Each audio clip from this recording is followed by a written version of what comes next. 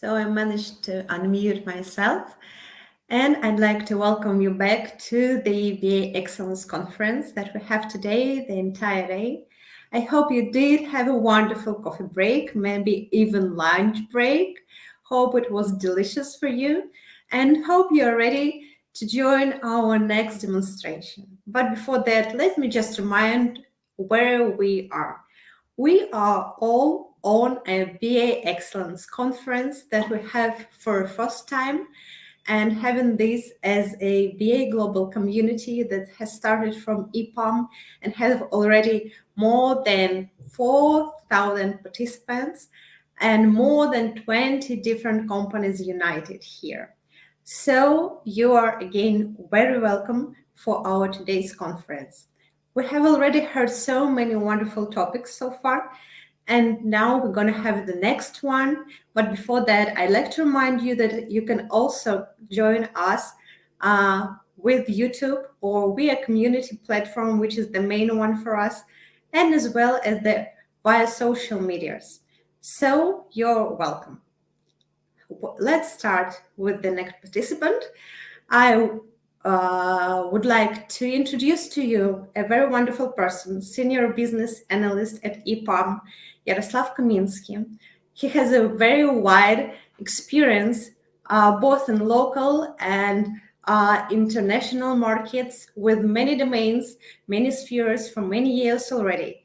And the topic that he's going to present us today is very useful for all BAs across all countries.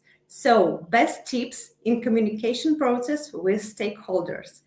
Of course, I would like to remind you that you're free to prepare your questions and please chat or type them in the chat. And after the session, after the presentation, we will ask our Yaroslav to answer them. So please feel free to type, and I'm passing my ball to Yaroslav. Yaroslav, you're very welcome.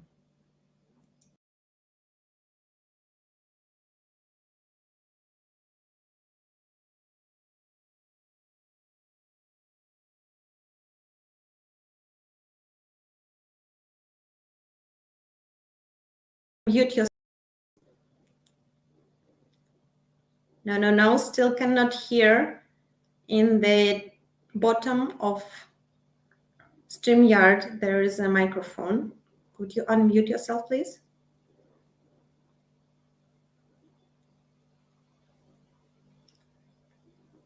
StreamYard window, bottom. Could you try to press Ctrl+D? Yeah, what you press again? We could hear. Yeah. Oh, okay. Yeah, wonderful. Thank you. Thank you. Repeat. Hi all. Let me share agenda of our today's talk. There are three main topics. First topic is what are the parts of the effective communication. We will consider both communication sides and the communication channel in the relationship between them. Also, the second main topic is the communication as an event, the event from BA and stakeholders live, and what in whole how this event affects all the communication sides. And the third topic is consists of examples of my practice. Also, now let me introduce myself. My name is Yaroslav Kaminsky. I have a big IT experience, more than 20 years, as roles as developer, business analyst, system analyst, and project manager. Now I'm playing the role of lead business analyst on the big European projects. Also, in my work, I always pay attention to formal and informal aspects of the communication. And in this context, I will consider the term informal as a combination of verbal and non-verbal points of the stakeholders' voice and written speech. Okay, what are the parts of the effective communication? Firstly, it's both communication side. In our case, there are BA and stakeholder. Secondly, there is a communication channel as the object connecting the people. I can conclude that the sensible and emotional volume of information sent by one of the communication sites strongly depends on the sender and also on the receiver. But the quality of information presented strongly depends on the quality and type of communication channel. Okay, now let's consider all the parts of the effective communication. The first part is the stakeholder as a person who we are communication with, usually in our work. In my humble opinion, we shall consider the stakeholder not only as information source for elicitation of requirements, of acknowledge of some materials and preparing the agreements, but first of all, the stakeholder is a person. That's why it's very important to find the preferred way to communicate with him. Usually, this way includes not only preferred type of the communication channel, but also methodology of requirement solicitation and other communication types. Sometimes we know that some stakeholders could prefer brainstorming. On the contrary, some prefer answering questionnaires because of their high workload and the impossibility of personal meeting. The second side of the communication are they as BA, as SA, and other team roles. We shall usually remember that we are also the persons. It means that some of us prefer requirements in one format, and the other, while the other give preferences to combination of another format, such as text, big text volume, or text with pictures or diagrams, or another embedded objects. In my opinion, the best results could be achieved during the communication in case when the preferred requirement format is the same for responsible BA and the most involved group of stakeholders. Okay. Now we will consider the third part of the communication, a very important part, as the communication channel. Regarding the communication channel, one of the most important rules of communication says, let's suppose that we are sending 100% amount of information during the face-to-face communication. That means that the volume of information for voice communication is only 50% of volume for face-to-face communication, but within the communication by email or messenger, we are sending only 25% of the first amount of information because of a lack of some non-verbal points and another. Okay, now let's consider the advantages and disadvantages of each type of communication channel. First communication channel is face-to-face communication. It's very dynamic and saturated with practical and emotional information. But also this communication channel is costliest in terms of effort. It doesn't mean that the best results could be achieved exclusively by this channel, but we shall note the importance of this communication channel. The importance of this communication channel for reaching consensus both in the situation of clarifying issues that are extremely important for a project and in the situation of making the final agreement. The voice communication channel is very emotional rich and most useful for the distributed teams, especially in cases related to present situations like coronavirus, massive employee exodus, etc.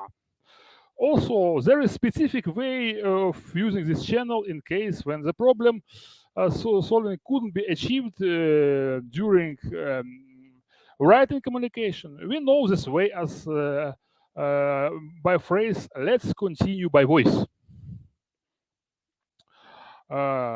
Email communication channel is very suitable for the sending of big volumes on formalized information, represented both in text and in visual form. But at the same time, it's the slowest and most asynchronous communication channel. But the additional advantage of email or messaging communication is the ability, it's big, very important ability to think about the answer before the answer and prepare it before sending. So that we can see that while the dynamism and emotional reach of the communications is being decreased within transition from face-to-face via voice to the messaging communication type, simultaneously the volume of the information could be sent, could be increased from the volume of formal information could be increased while we changing the communication channel into email or messenger. Let's go to the second part of our talks: is communication as an event. I could mention that any communication in our life is an event that involves all sides of communication in a relationship, even if this relationship is short-lived. The event, so that the challenge for BA consists of maximizing productivity of this affection. How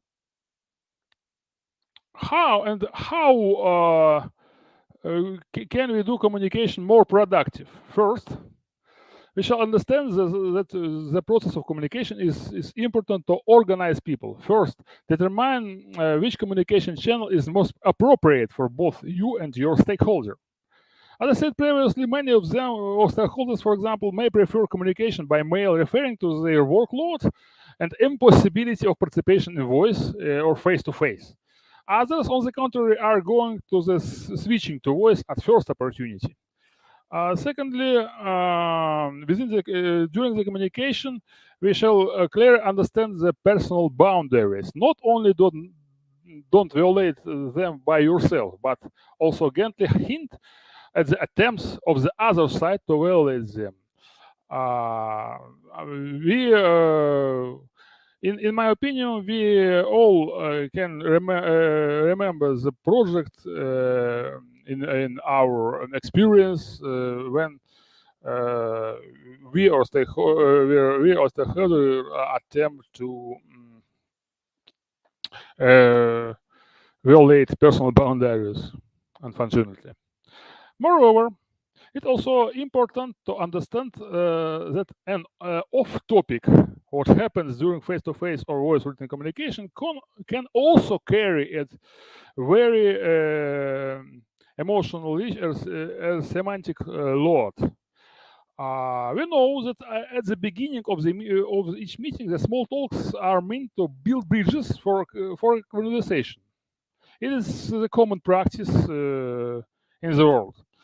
But the off-topic happening in the middle of the dialogue could mean switching attention in search of an answer to one or another question. It is known that our brain works on a given task, not only when working on it directly, but also in the background mode. That's why it's very important to give the another side of communication ability to search answer or solution by this way. That's why I usually don't try to return the stakeholder to the main topic in this case, but giving him an opportunity to think over the answer or find the solution.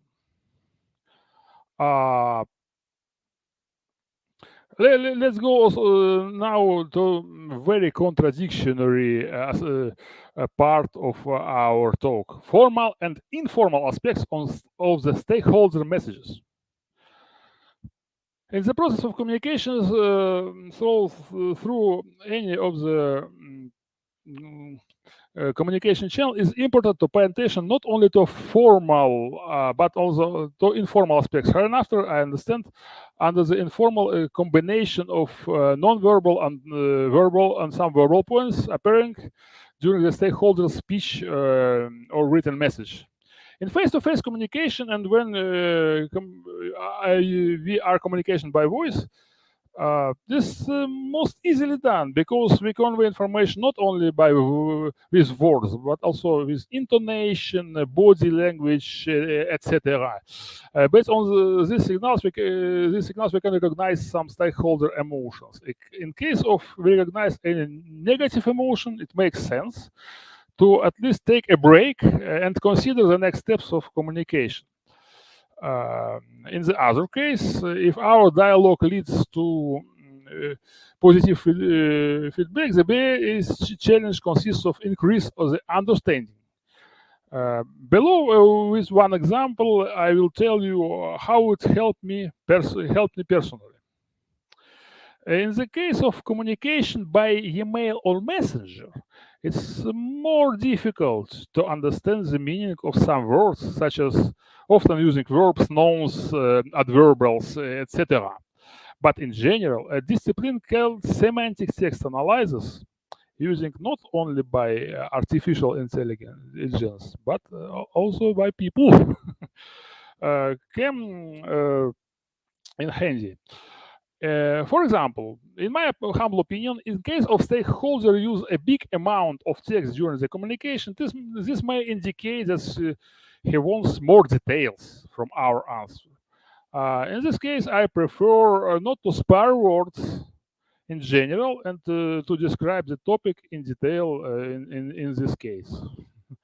On the other hand, short messages of this stakeholder may indicate both of his high workload and expectation for the shortest and most accurate answer.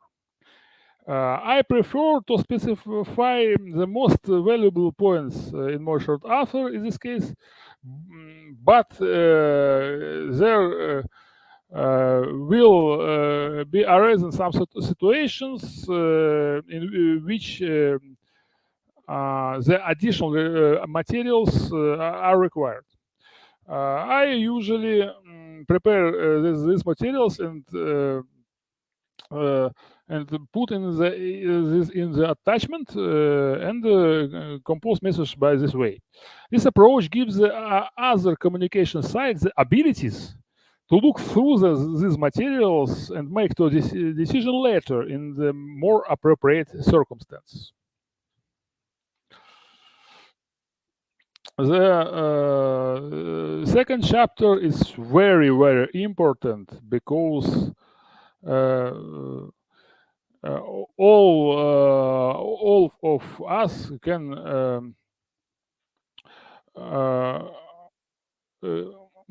meet the consequences of this in our practice. What didn't stakeholders say? In any communication, it's always important not only what the another side of communication said, but also what he didn't say. I call this unspoken information defaults or gaps, and the source of these gaps can be completely different, from blurring the look to suppressing facts that seem obvious to the speaker. While for the second side of communication, for us, for example, these facts are very important information. For example, during the elicitation of the requirement to the mobile application, we often can reveal that the stakeholder describes only the phone screens and omits the other functional parts such as data structure, integration, and step of the whole business process which the mobile application and its user involved in. It causes the problems with volume of the application functional to be implemented, and the BA challenge consists in this case of enlargement of the context to be discussed. Another example, the requirements for the implementation of integration usually don't indicate the timing of the availability of the external systems, which generally makes it impossible to plan the release. It could significantly affect the development and testing time. Also, another example is omit the knowledge about real IT landscape. When we are planning the integration between two systems, we usually suppose that they are near each other on the IT landscape, but in the reality, the production environment could be very rich to the another path through instances such as proxies, such as firewalls, and another. That's why we can test the integration on the test environment successfully, but it couldn't be working properly after immediately after delivery on the product environment. Also, there are many techniques for identifying such defaults, but my favorite one is look from a different angle. Consider the information system to be implemented from the different points of view, such as data structure, place of system in the place of the implemented system in enterprise IT landscape, etc. Please also don't avoid interaction with other team members, such as team lead, architect, etc., in case of the gap detected in the stakeholders' information received. Now let me go to the practice examples. The first example. The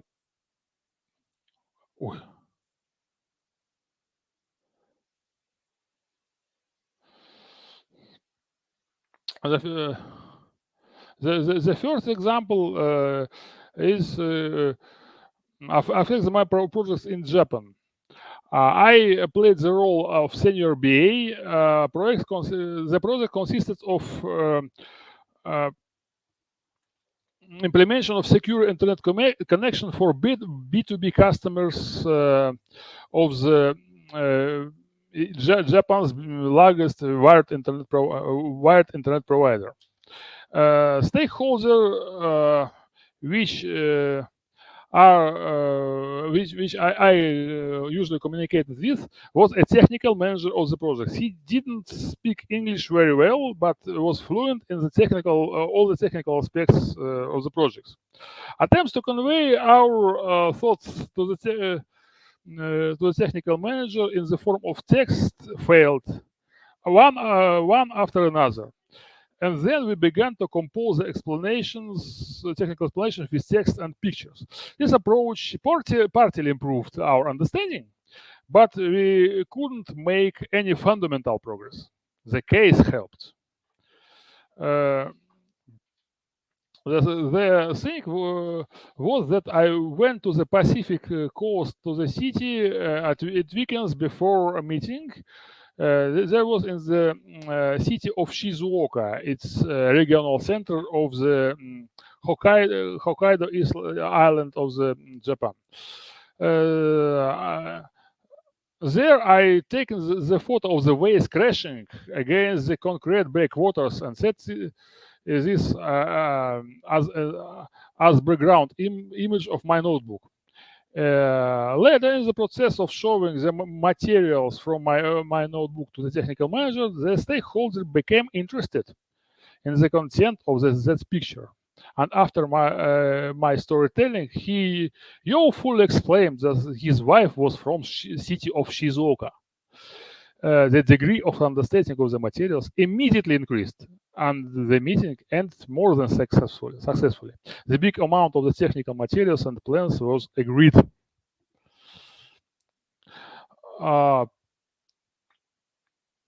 The second example was on my project for build fixed internet connection for the B2C mobile customers of one of the biggest Italian mobile provider. This it's a short example regarding the prologue of entry into communication. Just when introducing the project team, I said a few words in Italy. After that, he was accepted practically as his own, and there were no difficulties in communication. Also showing the positive emotions and feeling of humor helped me during all this project. I was very happy to participate in project with Italian people. Also, the third example is regarding unconcealed gaps in the project and its effect. It was local Russian project of implementation of a CRM system in the commercial bank. The CRM called Oracle Siebel CRM. It's very known. It's a very big CRM system from the Oracle. I played the role of the project manager from the customer side on this project, and stakeholder was business process division of the bank.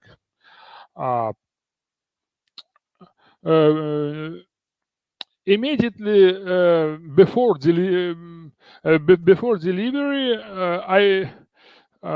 before the deployment, I began to receive informal signals from colleagues from the IT departments with the context. Well, you understand that it will not work. I usually answered why. All the function is agreed. All the functionality is agreed, and all the successfully implemented and tested. But no one was able to explain me clearly what exactly won't work. And it took several days of a business trip to the bank's headquarters in Yekaterinburg city to identify the process gap. And all gap was revealed in the description of the business process of the delivering bank card. This is the case caused a small CR and a shift in delivery terms by 2 weeks. And because we have any time, I can say the fourth example from my practice. It's communication with stakeholders being from the security division of big Russian commercial bank. We prepared all the requirements for the implementation of CRM system in this bank. There was another bank that I mentioned in the example 4. But during the negotiations with security division, they refused to agreement because they said that there is not any requirements regarding informational security. We prepared the answer with some humor. We prepared the picture describing all the functional structure of the implemented system, including the subsystem of informational security subsystem, and write that implementation of this subsystem is out of the scope of this project.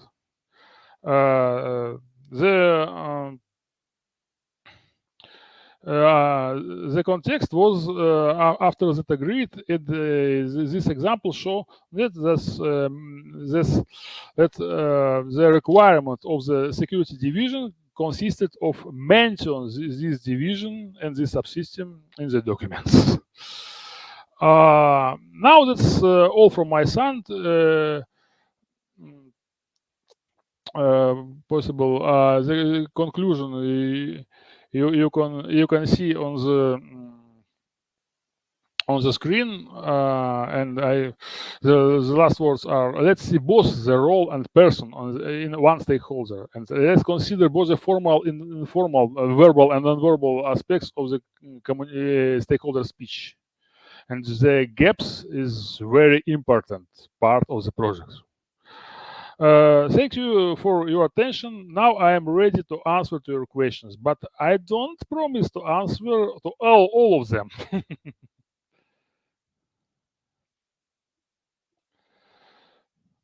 The first question consists of sometimes stakeholders strictly deny informational communication as well as small talks. Do you think we should try to overcome it?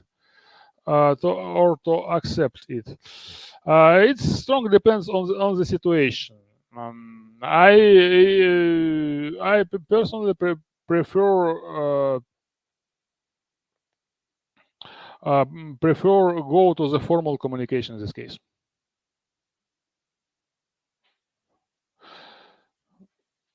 The next question is: sometimes stakeholders gets very irritated in case of other teammates double check some things or ask extra questions. What tips would you suggest here? It's very complicated questions, but there is many ways you using, depends on the situation. For example, I can say that the additional questions I will send later by email, or if I see that the only a big amount of force couldn't resolve situation, I will prepare some pictures describing the problem. It's very, in my opinion, it's very suitable, for example, for Japanese people, as I described in the first example. The Japanese people, in my opinion, are visual people. That's why we can say more words, we can write, but one picture is more informational for him. That's 1,000 words.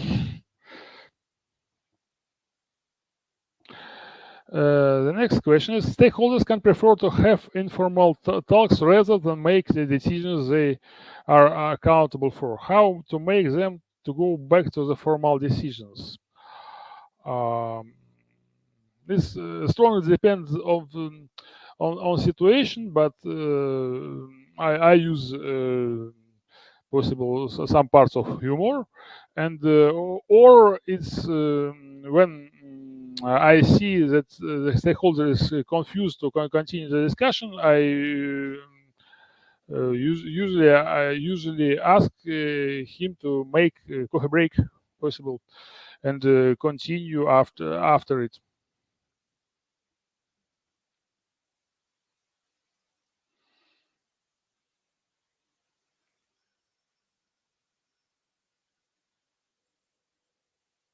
And thank you so much, Yaroslav. That was very interesting, and I hope that our BAs really enjoyed and find something special and useful for their current work and for their current practice as well. Again, thank you for joining. Thank you for sharing your experience, your tips, and your personal expertise is very important for us, and it was really interesting. Yeah. For all of you who has joined us for this session, I'd like to also thank you for your communication, for your listening, and also would like to remind that the conference is being streamed from the official YouTube channel of our global community, and here you could find all the recordings of all previous participants, all the events, interviews, postcards, and a lot of useful information. So please follow us on this channel as well on other social media networks. Now I guess we have back 25 minutes till the next participant and next talk. It will be Tatiana Uspenskaya, and she will say and express her opinion on the self-education from BA's lifestyle, as a form of BA's lifestyle. And please enjoy your coffee time. We'll see you very soon. Alena Tishko was with you together with Yaroslav. Thank you. See you soon. Bye.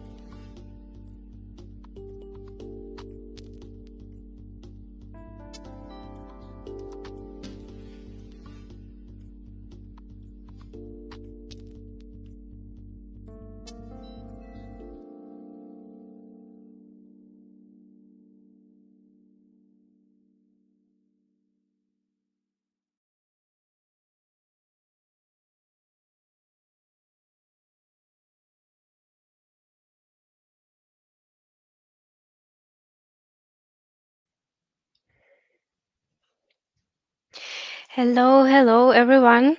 Um, just want to thank you again for staying with us for this great Be Excellence conference. Thank you for staying. Thank you for joining for this new talk.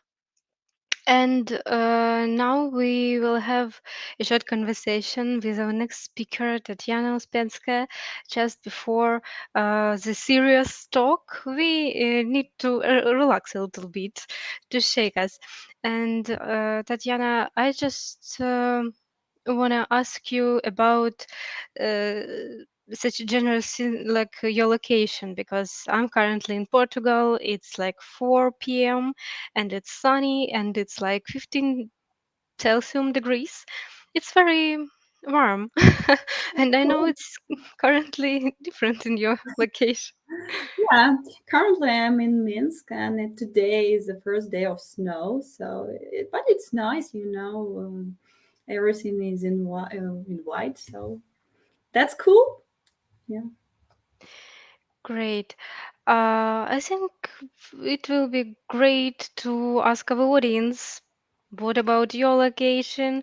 Maybe you can write your country or just weather conditions or just time, and it will be like some quiz for us to understand where are you. And Tatiana, if it's like almost December, I want to pretend it's like this. Do you have some special, I don't know, preparations in Belarus for the new year? Because here in Portugal, there's a lot of pine trees on the streets, even if it's warm. Not yet. I believe just some trees are being installed on some squares. I mean, New Year's trees, but still no any signs of future celebration are here so far. But I think by the start of December, we will see something for sure. Yeah, it Are you usually preparing happens. something? Huh? Are you preparing something special? Maybe a vacation for Um, the December? yeah, I hope to visit Poland, right? Yeah, this year, this New Year vacation, to go for some skiing and to the seashore. So yeah, I hope I will manage.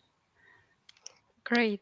And if it's end of the year, do you have some special processes on your workload to close this year or maybe to prepare for the next one, like preparations of the project? No, I don't think so. This year is quite strange on the project. Sometimes we have some like, you know, hmm, some pauses in our projects. So it's like kind of unusual situation.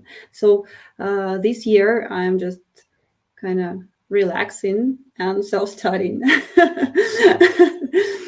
Yeah. Oh, yeah, it's right. It's pretty about your theme, right? Yeah, yeah. That's why I've chosen it. I'm not sure if you will cover this in your presentation, but how can you find self power to learn in such a difficult year, in such a difficult situation? Maybe some tips and tricks. I think the power, like the driver, is you should do what you can at this current stage. You know, in this situation, whatever you can, you should do it because no one knows what will be tomorrow, right? And that's why I just use all the possibilities I have for now. So yeah, that's like my driver. Great. Thank you, Tatiana. And I just want to remind our audience that we are in the process of Be Excellence Conference. It's our second half of it, and our next topic is BA self-education as a form of BA's lifestyle. Senior BA jumps out from short trousers. Yeah, it's your short trousers, I believe. Yeah, I guess so. And just before your presentation begins, I want to notice our audience that we have our social media of a community. So please join, please share your thoughts, please share your photos of where you're watching us from. Yeah, and we can start. It's the time. So Tatiana, mic is yours. Wish you good luck. Thank you. So, hello everyone. Thanks for coming. Today, as Darina has already mentioned, I'm going to present the topic BA's self-education as a form of BA's lifestyle, advanced BA Pass, which I hope is at least enjoyable and also might inspire you for the new challenges in self-education. The purpose of my presentation is to guide you through the possible scenarios of advanced BA career development, trends in IT industry, and to give an overview of the sources for self-study. And I plan to keep some time for the questions after the presentation, so you can put them in the chat during my speech or after it. So first, let me introduce myself. My name is Tatiana Uspienskaya, and I'm a senior business analyst at EPAM. I've been in the profession for about 5 years, and I was gradually climbing the ladder of a BA career from junior to senior. And the topic I decided to speak about today is not occasional. Starting from my current level, there is a variety of opportunities open to grow. Classic business analysis theory and practice are already studied and experienced, and the question is, what is next? How else I can deepen my knowledge, where I can go, and what I should do to reach desired goals. Personally, I prefer to be systematic in education, and in case with a secondary, higher, and additional education, it is pretty straightforward and is already invented by others, so you just need to follow the hierarchy. But when you have already completed these steps, it is absolutely your responsibility to build your own education plan. So stay tuned, and I will share my thoughts about the approach I chose for self-education. And please note that my presentation is more a personal story rather than an academic investigation, so it's based on my experience and observations. First of all, let me ask you a simple question just to warm us up. What drives you for self-education? You can post your comments in the chat. I will give you a couple of minutes.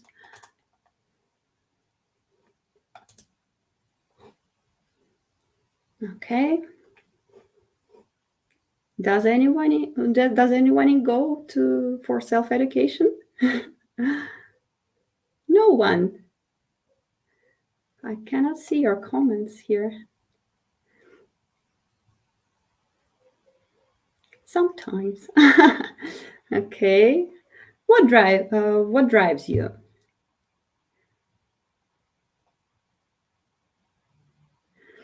All right.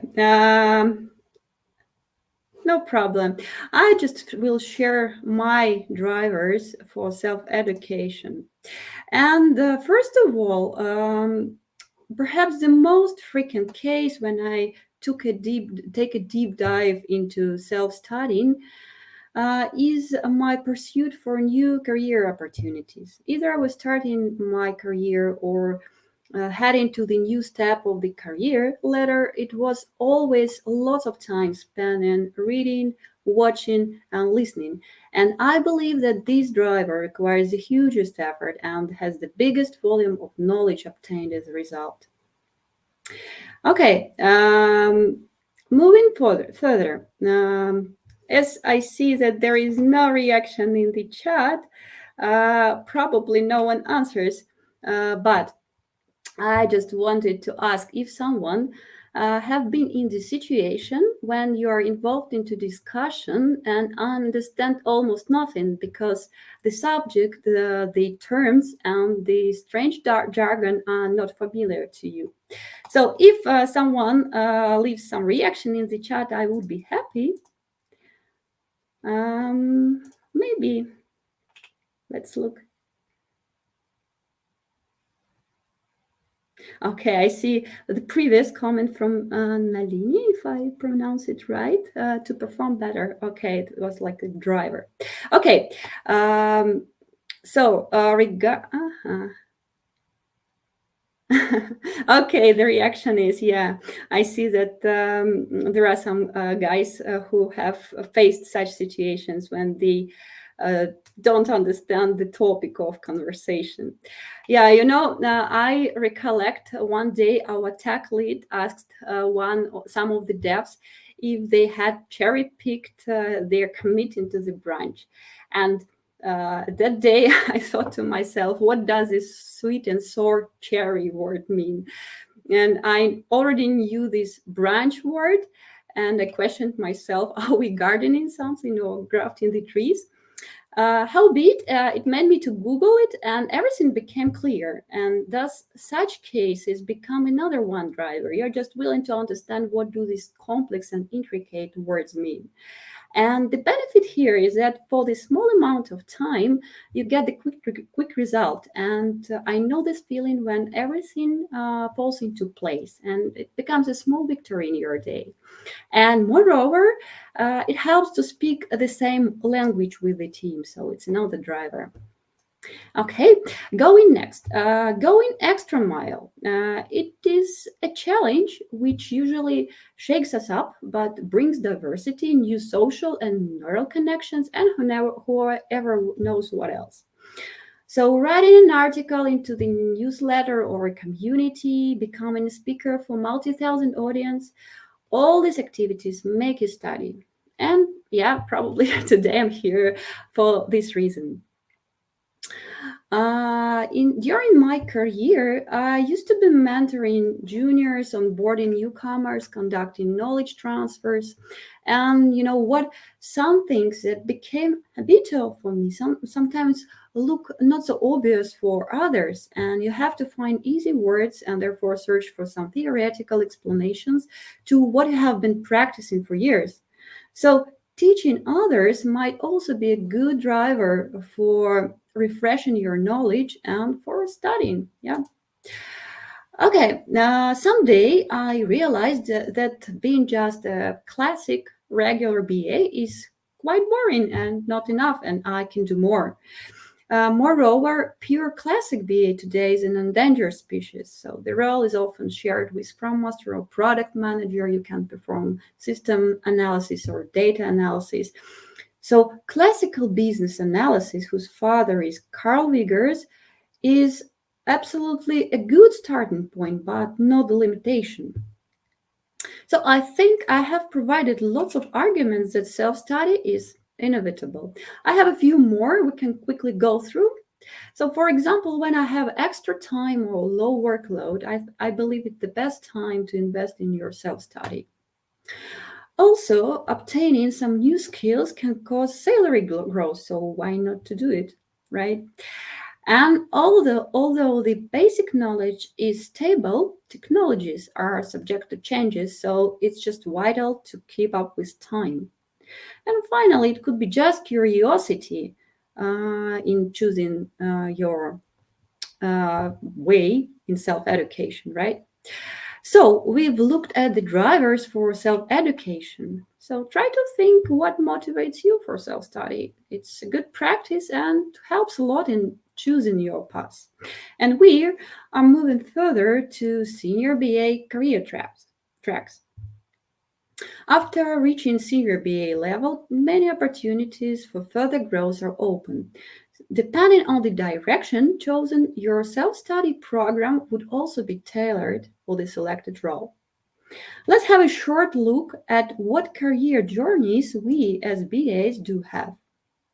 On this scheme you see here, you can see the tracks that our company EPAM offers us, but I have also studied lots of material, so it's kind of my own view at how a BA can develop his career.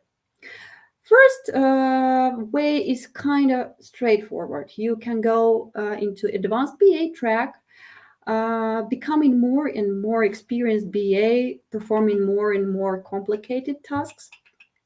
Another popular way is to go into product management, and it correlates much with market demand, as one of the trends is product-centric application delivery model we're going to talk about later on.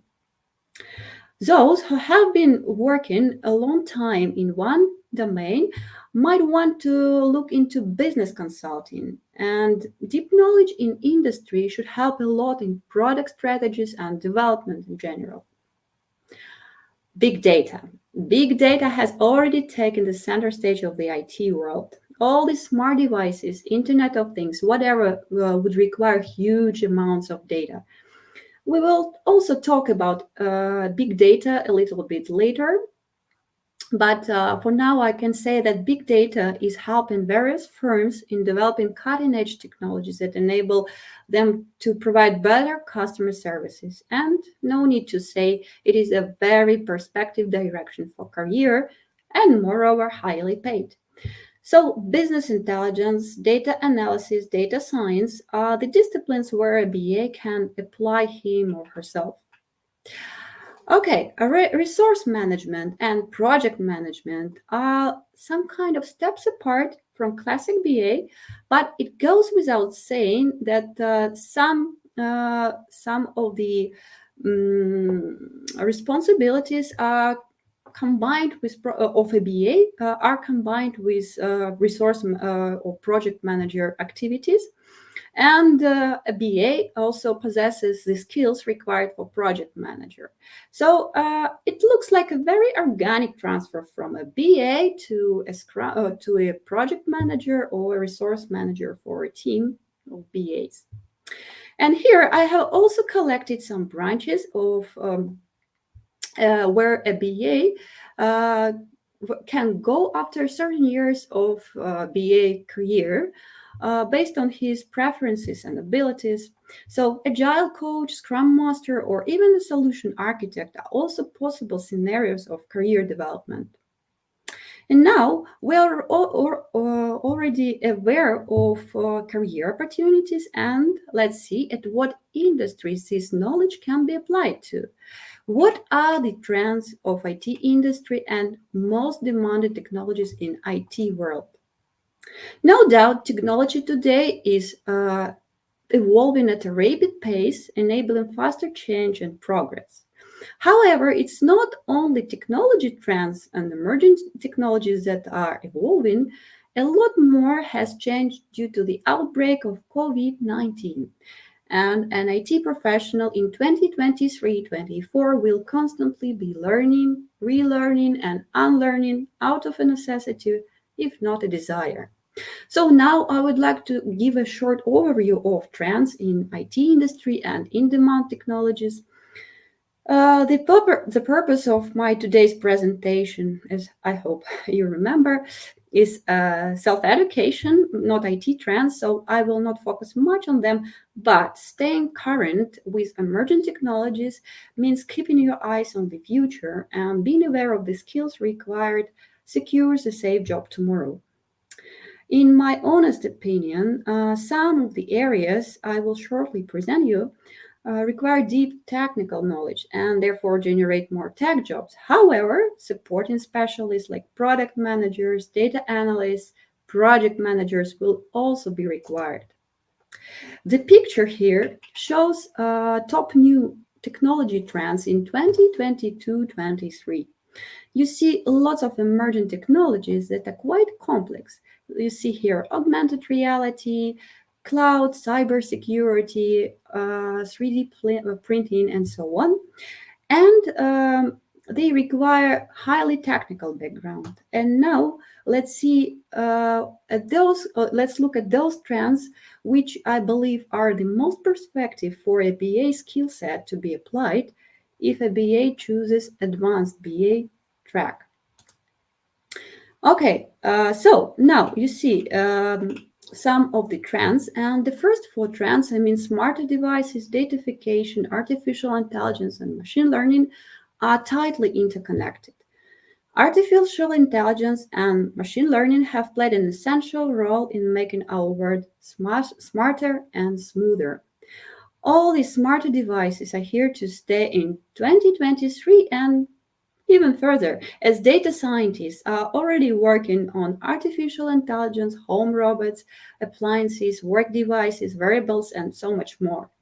And datafication goes along here. It is simply transforming everything in our life into devices or software powered by data. So, to keep your data stored the right way and secure, it has become an in demand specialization in our economy. So, product manager, BI analyst, data analyst are specializations where it is possible to jump in so that to be in the stream of these technologies. Like machine learning and artificial intelligence, robotic process automation, or RPA, is another technology that is automating jobs. RPA is the use of software to automate business processes and repetitive tasks that people used to do. Although, according to the estimates, RPA will threaten approximately 9% of the global force, it is also creating new jobs while altering existing jobs. And according to McKinsey, which is advisor and consulting company, it finds that less than 5% of occupations can be totally automated, but about 60% can be partially automated. What does it mean for us as IT professionals? RPA offers plenty of career opportunities, including project manager, business consultant, and RPA analyst, for example. The next technology I am sure everyone has heard of is blockchain. In brief, blockchain is a list of records or blocks that stores data publicly and in chronological order. Although most people think of blockchain technology in relation to cryptocurrencies such as Bitcoin, blockchain offers security that is useful in many other ways. Cryptocurrencies aren't the only applications made possible through blockchain technology. It is also applied in supply chain management, cybersecurity, financial services, and even voting. As the adoption of blockchain technology grows, so will the demand for professionals with expertise in this area. To get into blockchain, you will need to have hands-on experience in programming languages, fundamentals of object-oriented programming, relational databases, data structures, web app development, and networking. And it looks quite complicated, right? But here is the list of in-demand jobs where a BA can find his place. So, project managers, consultants, risk analysts are possible ways for a BA to get into blockchain. And another promising technology is Internet of Things. Many things are now being built with Wi-Fi connectivity, meaning they can be connected to the internet and to each other. As consumers, we are already using and benefiting from Internet of Things. We can lock our doors remotely if we forgot to do it. We can preheat our ovens on our way home, and all this while tracking our fitness activity in our Fit apps. However, businesses also have much to gain now and in the near future. The Internet of Things can enable better safety, efficiency, and decision making for businesses as data is being constantly collected and analyzed. And it can enable predictive maintenance, speed up medical care, improve customer services, and offer benefits we haven't even imagined yet. And we are only in the beginning stages of these new technology trends. Forecasts suggest that by 2030, around 50 billion of these Internet of Things devices will be in use around the world, creating a massive web of interconnected devices spanning everything from smartphones to kitchen appliances. And if you wish to step your foot in this trending technology, you will have to learn about information security, artificial intelligence, and machine learning, networking, and many other complex disciplines. It is a vast area where product managers and data analysts can help to drive business strategy and development of products connected to the internet and analyze data that is being transferred across devices. So, we talked a lot about global technology trends. Since we are limited in time, I will just briefly mention some general skills requirements that are defined by IT industry trends.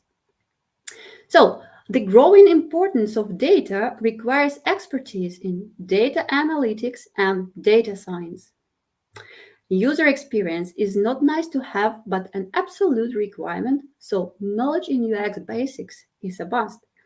According to Don Norman, who wrote his famous book, The Design of Everyday Things, technologies change rapidly, but people change slowly. So today's trend is to create a simple UX.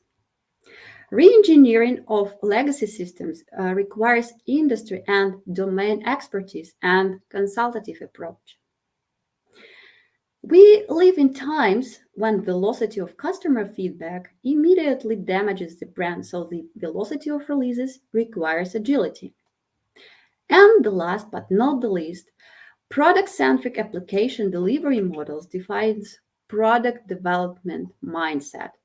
Product mindset is about building a product-centric thought process rather than temporary milestone-based releases approach. And now, when we are already know career paths for BAs, the trends in IT industry, most demanded technologies, we are approaching to the main part of the presentation, and no worries, at the same time, to the end. I think now it is quite easy to answer in what disciplines it is better to deepen the knowledge or in what areas start gaining an expertise. I will just sum up what we have. Okay, we have business analysis, of course, product management, project management and leadership, data analytics, business consulting, agile methodologies, technologies, cloud, artificial intelligence, blockchain, whatever we have already talked about, domains, whatever you prefer, user experience, and suddenly emotional intelligence. Yeah, we haven't talked about this, and the topic today, of course, is not about it, but it is definitely worth mentioning. All mentioned professions are tightly connected with communication between people. So, managing with emotions, understanding and control them is highly important for any person in our world. And today it is already proven that cognitive intelligence, or well known IQ, is not the sole predictor of job success. Emotional intelligence is an equally important non cognitive skill. So I would advise to pay attention on it. And now let me turn to the sources for self study. And I will start from business analysis. Yeah, it's inevitable. And why we are still talking about it? Because I believe it's like a basis for any other discipline we have already talked about. So here you may see the list of very trusted organizations like International Institute of Business Analysis, Project Management Institute, International Requirements Engineering Board, British Computer Society. And of course, these organizations recommend some books on their websites, and they assess business analysis knowledge and provide certifications. Here is a list of some web resources where a BA can find something very beneficial for them. Another source of gaining knowledge is to participate in different BA's conferences and also to get acquainted with some colleagues. Most of the conferences are run by IIBA. I have just placed some of them. There is plenty. You can Google them easily. But just for your information, some of them are for pay and some of them for free. So yeah, it's a good place to go. Let's go further to product management resources. Here I've collected some online courses you can study, and a list of literature, and of course, as well as business analysis organizations. There are some associations and organizations that stand for product management, and of course they also assess knowledge in this area and provide certifications. And since I'm not an expert in the disciplines mentioned here, I've just collected some of the resources I believe are very useful and beneficial. But of course, these disciplines, these areas require huge investigation and consultancy from the experts. So you can find them by yourself easily, but here is just like starting point. And instead of conclusion, I will briefly share my approach for self-study. So how do I study? As I've mentioned before, when I face some unfamiliar words, I just Google them. Yeah, it's simply, but it is effective, it works.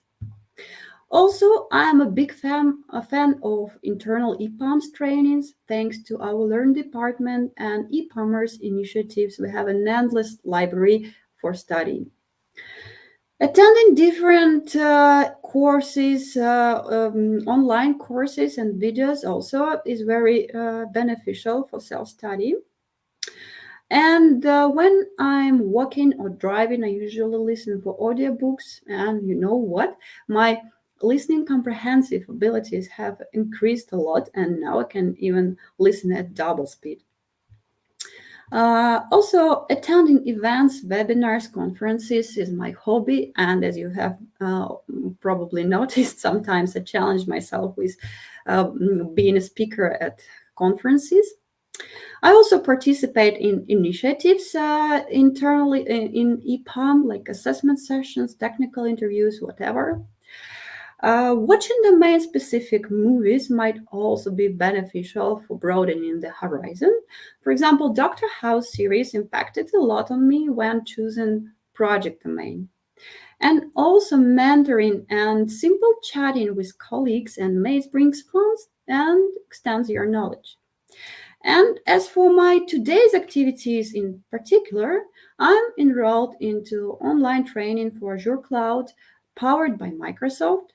And also I'm preparing to professional Scrum Master certification. And moreover, apart from my professional education, I also like to train my brain, as I believe that brain is a muscle that requires regular exercising. So I started studying Polish by myself, and I'm also learning to play the handpan.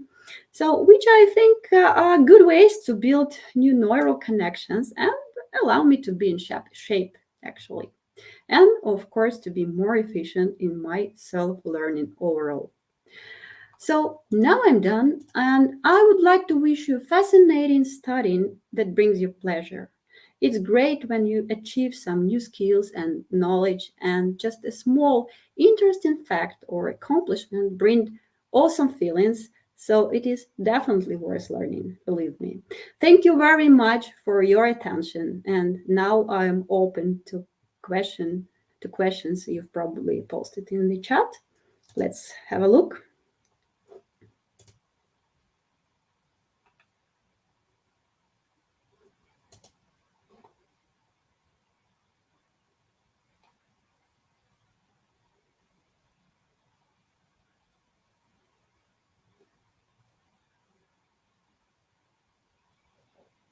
Yeah, Tatiana, thank you for your great presentation. I believe all materials that you collect in there is extremely useful for our audience. So it will be great if we can send all of the links to our audience as a follow-up. And I think we have a small small time difference between us and our audience. So for now, we have answer from our side, and we can wait with this, not answer a question, and we can wait with this question for the questions from the audience. So if you Yeah, okay. And for now, I can't see the answers. I think that people answered regarding the drivers for self-education. I see that gaps or pure curiosity is a driver. So for someone, challenging projects looks good, and develop myself as a professional. Yeah, great. And be better than yesterday. Yeah, that's a good driver as well. Okay, now I see the first question. How not to burn out during self-education and to reach balance between work, self-education, and life. So I would say don't eat an elephant at once. Eat it by small parts. Seriously, I would say that you can treat self-education as any other activity or project in your life. Split it into several pieces, but put the deadlines for yourself. Avoid multitasking, and focus on one or two topics. And don't forget to measure, I would say, your level of satisfaction from the process of education. It should bring pleasure. You should find some benefits for you. Otherwise, it will be, ineffective if not harmful. And another important thing, if you see that self-education affects your work or life, it's like a red flag indicating that you're doing something wrong and it is time to review your approach. So that would be my answer to this question. How do you overcome boredom in the middle of learning process? Good question, by the way, because sometimes when you're studying, you got distracted. Some materials can be very bored. Can bore you. So I do some breaks in my process. I just go to do something, to eat, to go in for sport, just to have some breaks, some pauses. And probably I try to find something interesting, some interesting facts. Sometimes the source of this boredom can be like complexity of the material. So probably it is better to find some other explanations of the material you're reading or watching, because sometimes it is like presented in a very complex way. And I think it could help to avoid this boredom. Or another way is probably to talk to a person who is like an expert in this area, so that he can explain it in simpler words to you. Okay, another question. How you find motivation for self-education after work? Okay, very good question. So, as I've already talked about my drivers, they can be different. If, for example, I don't know, I want to grow to the next step of the career ladder. Now, I know why I'm self-studying, right? Because I want to become, I don't know, a lead BA, for example. I want to be more educated, more knowledgeable person. And this drives me. But of course, after work, when you're tired and you're really sick and tired from the screen, I mix the sources of gaining the knowledge. For example, sometimes I'm listening in something when I'm cooking or driving or walking, and using these different ways of getting the information. It looks like not, pure studying, but looks like an entertainment. Yeah, but I'm not a 100% motivated person. Sometimes I just allow me to have like some procrastination and to I don't know, to watch TV or to play piano or whatever, and I allow to not to study today. So yeah, just accept it in you, and that's it. It's okay to have some days of rest, and then after having this good rest, you can continue. It's okay. What technology trends are, okay, no, next question. What technology trends are you interested in personally, and did you have a chance to apply new knowledge in your work projects? Please share your story. Okay, first part of the question is quite easy to answer. I really love to have some to read something about artificial intelligence. This is really interesting topic, where area and discipline, whatever. Unfortunately, I haven't applied this knowledge in my work projects, but as I mentioned during my presentation, my new domain, my new project domain is healthcare, and artificial intelligence and machine learning is very often used in this project, in these domains. So I believe that someday I will apply this knowledge. So unfortunately, I cannot share the true story, except for just classic business analysis theory and practice and project management tools, which we apply every day. I believe everyone who is working and dealing with teams, with people, but nothing special for now, unfortunately. But one day I think I will. Question 5. Thank you for these great research results. It's so useful. How do you stay in focus while going through your learning path? Okay. Also a good question. So, as I've answered for the first question, when I told that it is better to split your work, not work, but your self-study plan. It is quite easy to get the knowledge when you break your plan into some pieces, right? When you put some milestones, some deadlines, and assess your success during the schedule you've put for yourself, right? And when you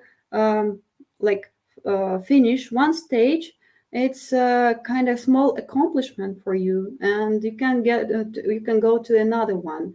So to stay focused, I would say it is better to split your plan, to split your schedule of studying, because if you enrolled into one huge, for example, course without any breakdown into small videos or small, I don't know, articles, it is really hard to stay on track, I would say. So if it is not done by someone who prepared this course, try to do it by yourself. And I would say it would help.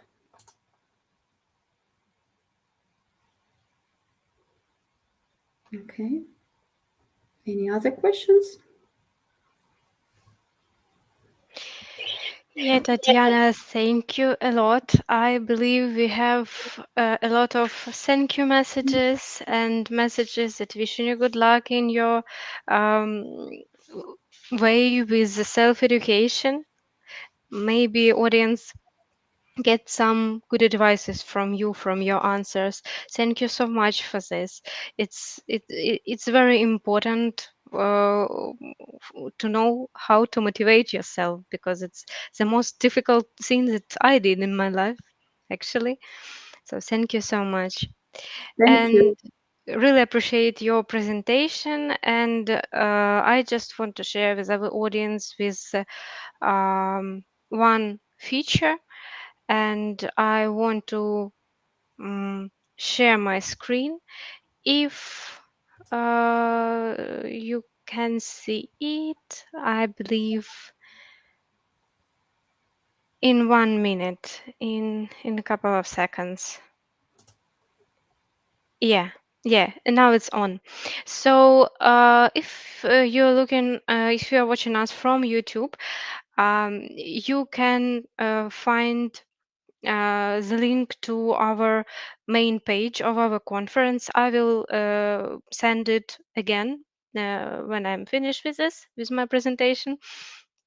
And from those audience who are watching us from their community platform, you know what you need to do.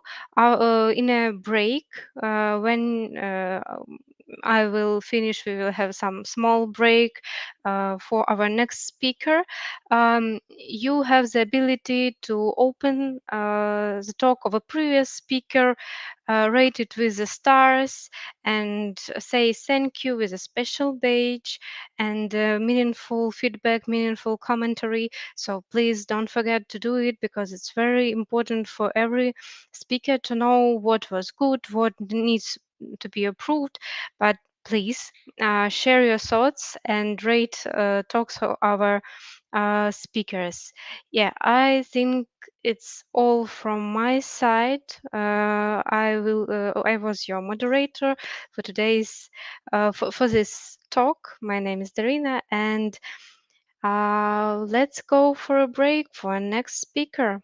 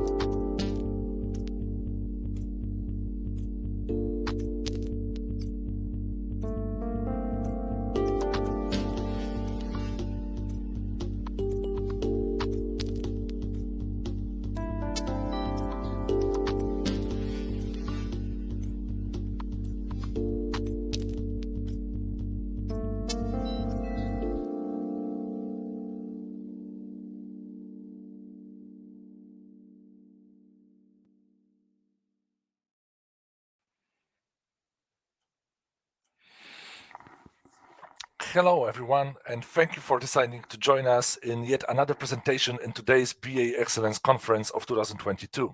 My name is Jan Mazurek, and I will have the pleasure and the privilege of being your host for the next topic.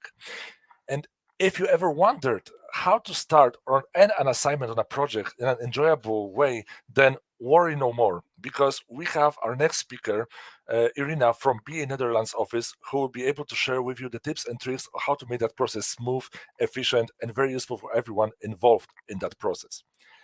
During the speech, I encourage you to post your questions to our speaker. And at the end, we'll try to address those questions that you will have. For now, let me welcome Irina and allow me to say that it is a great pleasure having you here with us today as a speaker in this conference. I wish you a very good speech, and there's nothing more for me to say than just to say that the stage is yours, and good luck with the presentation. Thank you, Jan. Hello, everyone. Let me share my presentation with you, and I hope you can see it. And let me proceed with this. So let's talk about entrance and exit, and how all of you, if you're leaving the project or you are the one who are entering the project, can benefit from it on your daily basis or during the process itself. So my name is Irina. I'm senior business analyst from EPAM System. As Jan told, I'm now in Netherlands. Now I hope it's not that raining at your place like it is right now at mine. I have about 5 years of experience in business analysis, played different roles, and involved in different BA activities, as you may see on this entrance slide. So what we're going to talk about today, it's about two processes, which from my perspective, the two sides of the one coin. It's onboarding and it's project exit.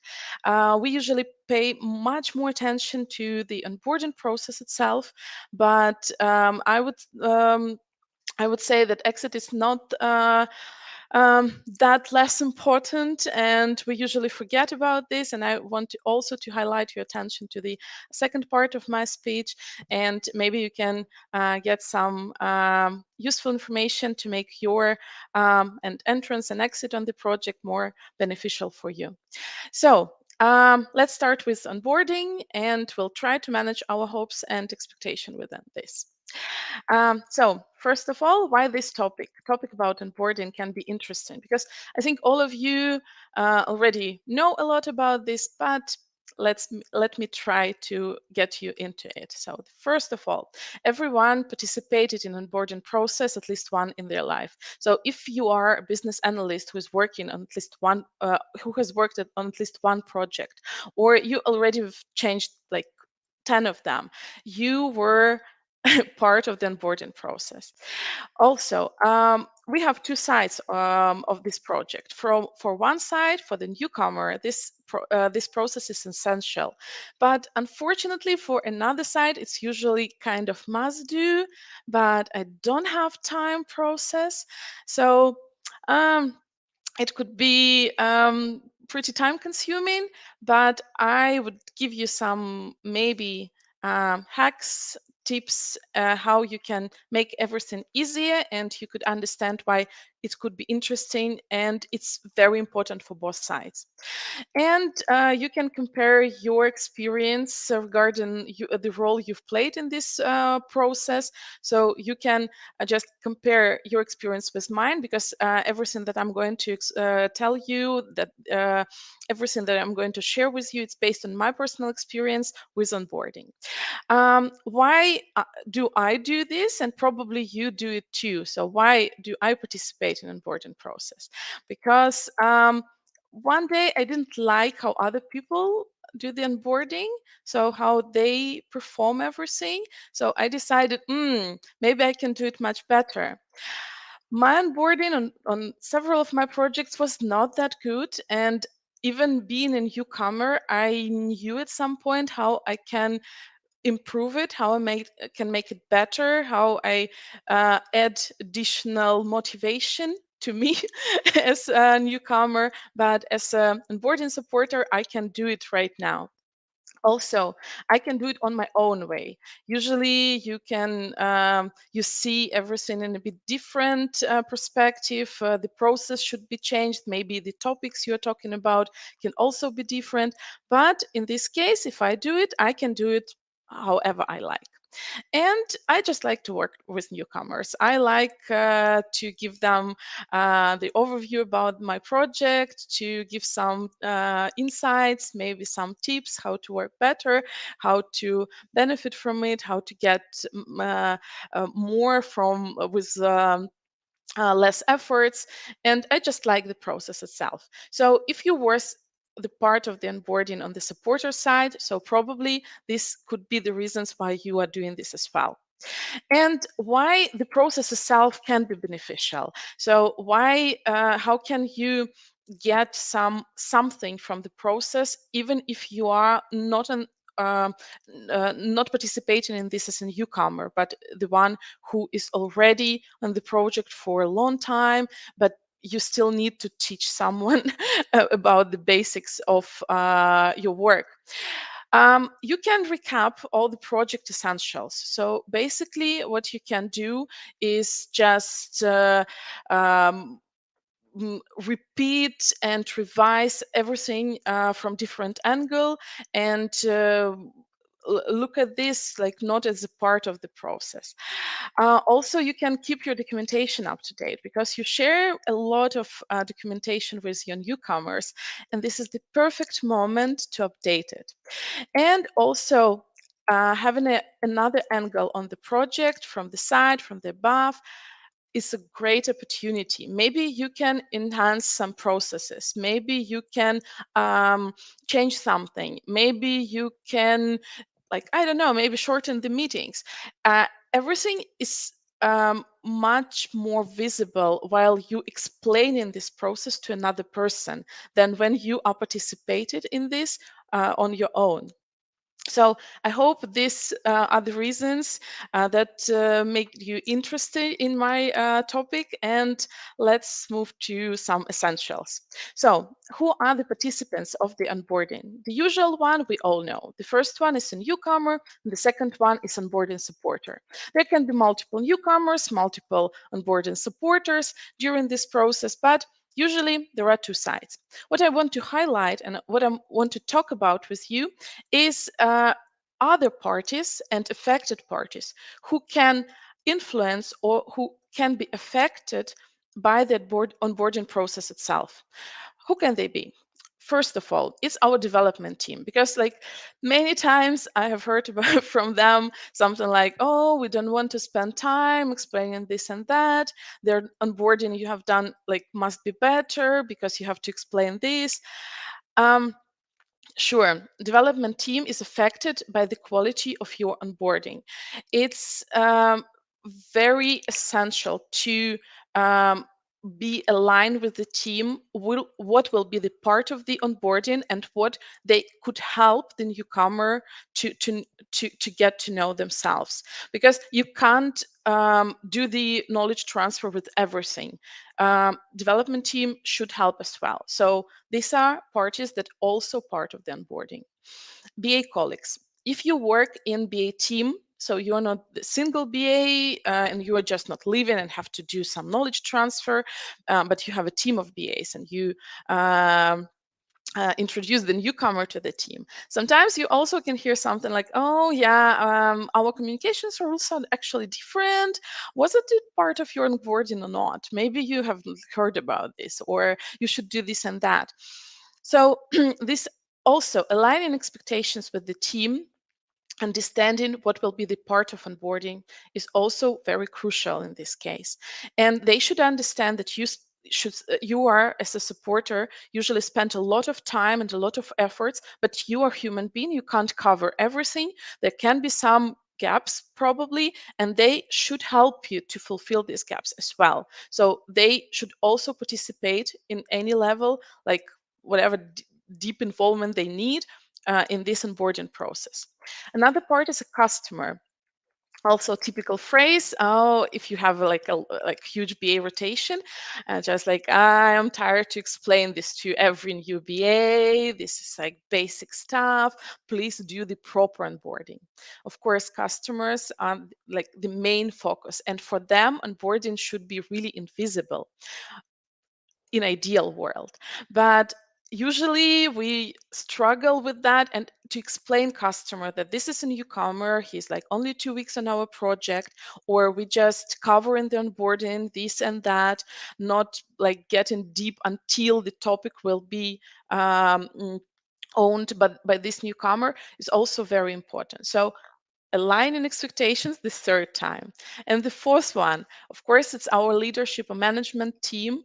And their usual question about onboarding is when this person will perform on the same level as other BAs.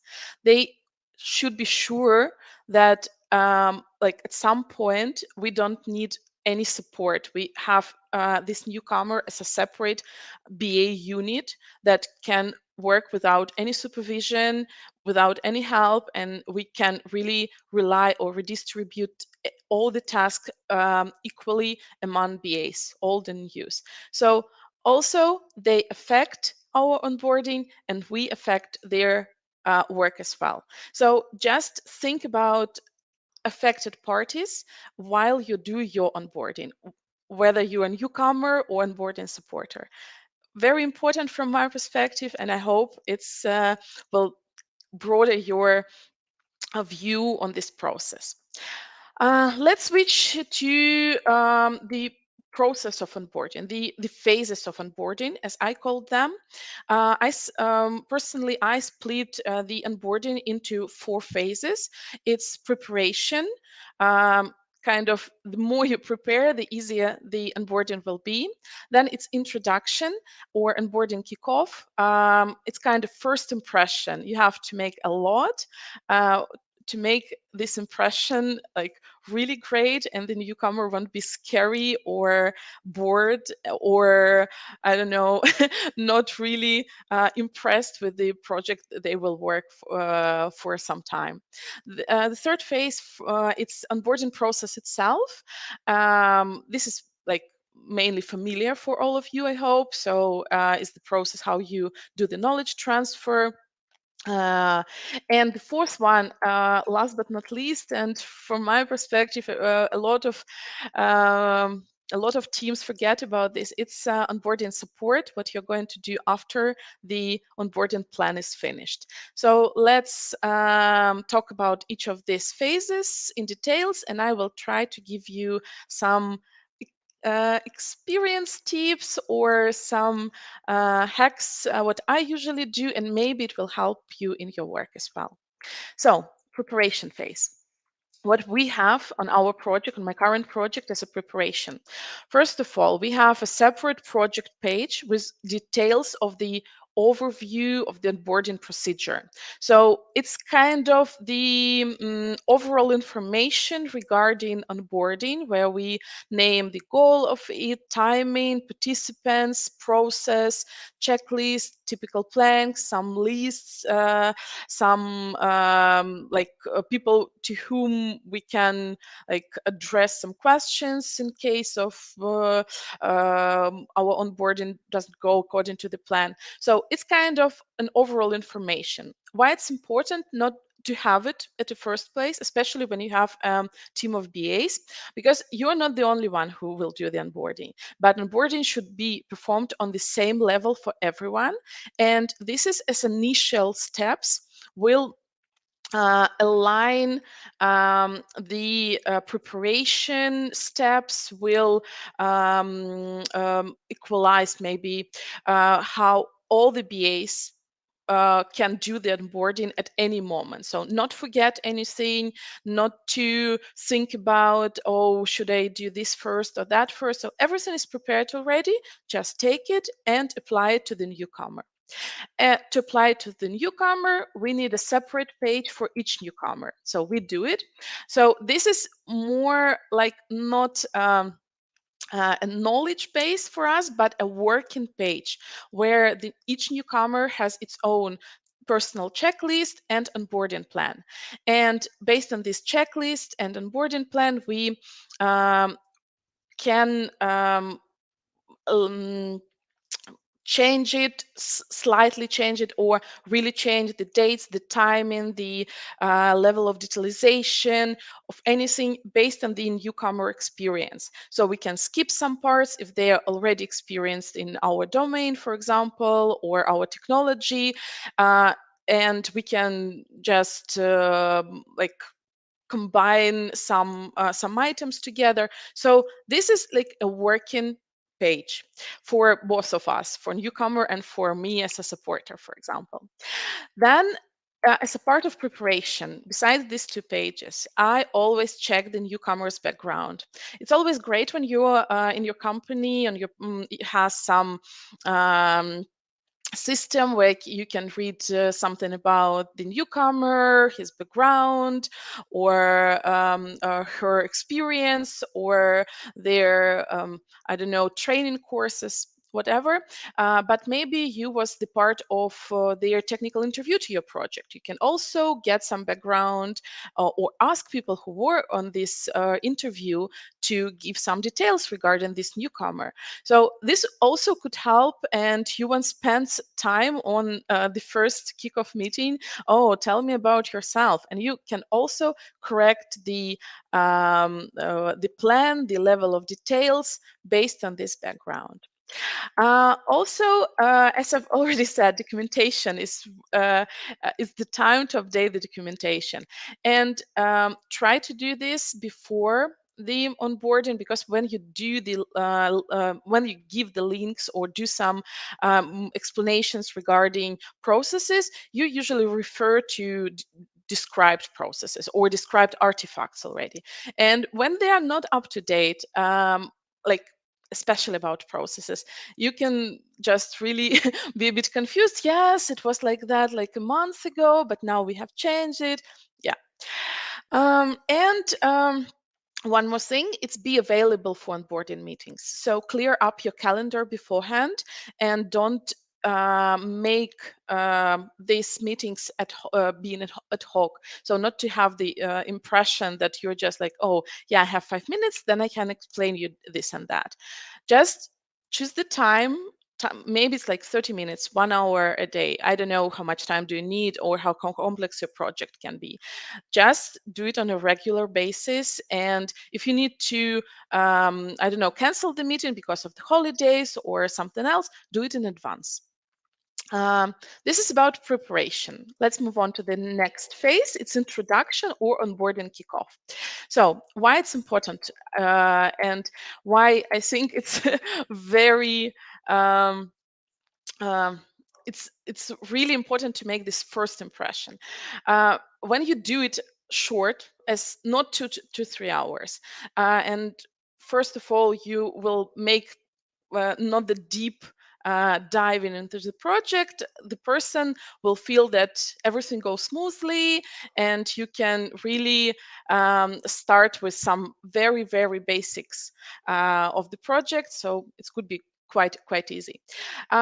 Always start with self-presentation, because you know something already about the person, but the person doesn't know anything about you. So I usually explain who am I give some personal details, maybe I explain what is my role in the project, why I'm doing the onboarding actually, and like some details about myself. Just build a rapport, and it will really help you further on, because you will meet this person almost every day for the next couple of weeks or maybe a month. Also, I suggest you to give just a general project overview as a start, not to dive deeper, not to explain what exactly our solution architect is doing or what is this meeting about. Just overview what is the project, what is the company, what is the team, like everything like that. You will have enough time to give more details about this. Also, I always share the onboarding plan. Don't keep it secret. Don't make it a surprise. And you have, of course, to make it prepared beforehand. So just share with person, and they will know how much will it take to on board, and what will be explained later maybe. So you will reduce the number of questions with the answer, oh yeah, I will tell you about it later, maybe in 2 weeks. Also, share the checklist. What's the difference between plan and checklist? Checklist, it's something that you have to do, like kind of give credentials for environments, send or get the hardware, or I don't know, add the person to meetings or to channels, or I don't know, introduce to stakeholders. So it's a checklist. So checklist, just share it and explain how you both will work with it. Because onboarding plan is more like one-sided thing, but checklist can be done not synchronized, and you can just, okay, just go there, do this, and after you finished it, just tick next to the item. Then as you already clear up your calendar, please set up the onboarding schedule, which will be suitable for both of you, and you have regular calls. I think this item is the most important from my point of view. It's aligning expectations from both sides. So what's going on is usually, and it was really my problem was when I was onboarding on some projects, I didn't know what is expected from me after 1 week or 2 weeks or 3 weeks of my onboarding. So I didn't know if I'm doing well, if I'm not good enough, or I just completely failure. So what I suggest you doing is aligning expectation. Just tell, so okay, you after two weeks you have to be able to do this and that. So we're going to finish this in 3 weeks, and you have to be up to speed in, I don't know, maybe 2 months only, or maybe 3 months, depends on the project. So align expectation from both sides. Also, ask a person what they are expecting from you while doing the onboarding. Maybe they are expecting you to review and check every step they're doing, and then explain that you're not going to do that. Very important point from my point of view. And of course, during the introduction, leave some time for Q&A session, like 5 minutes. Don't run to another meeting before the newcomer can ask you something. Okay, let's move on. Let's move to onboarding process itself. As I've said, all of you, I hope, participated in it, and I will just give you some tips from my personal experience in this case. So don't try to embrace the immensity. You have to do the high level explanations about processes, about functionality, about team structure and everything. If you have documented processes, is the best way. So you can just explain this about that, and you can read more here.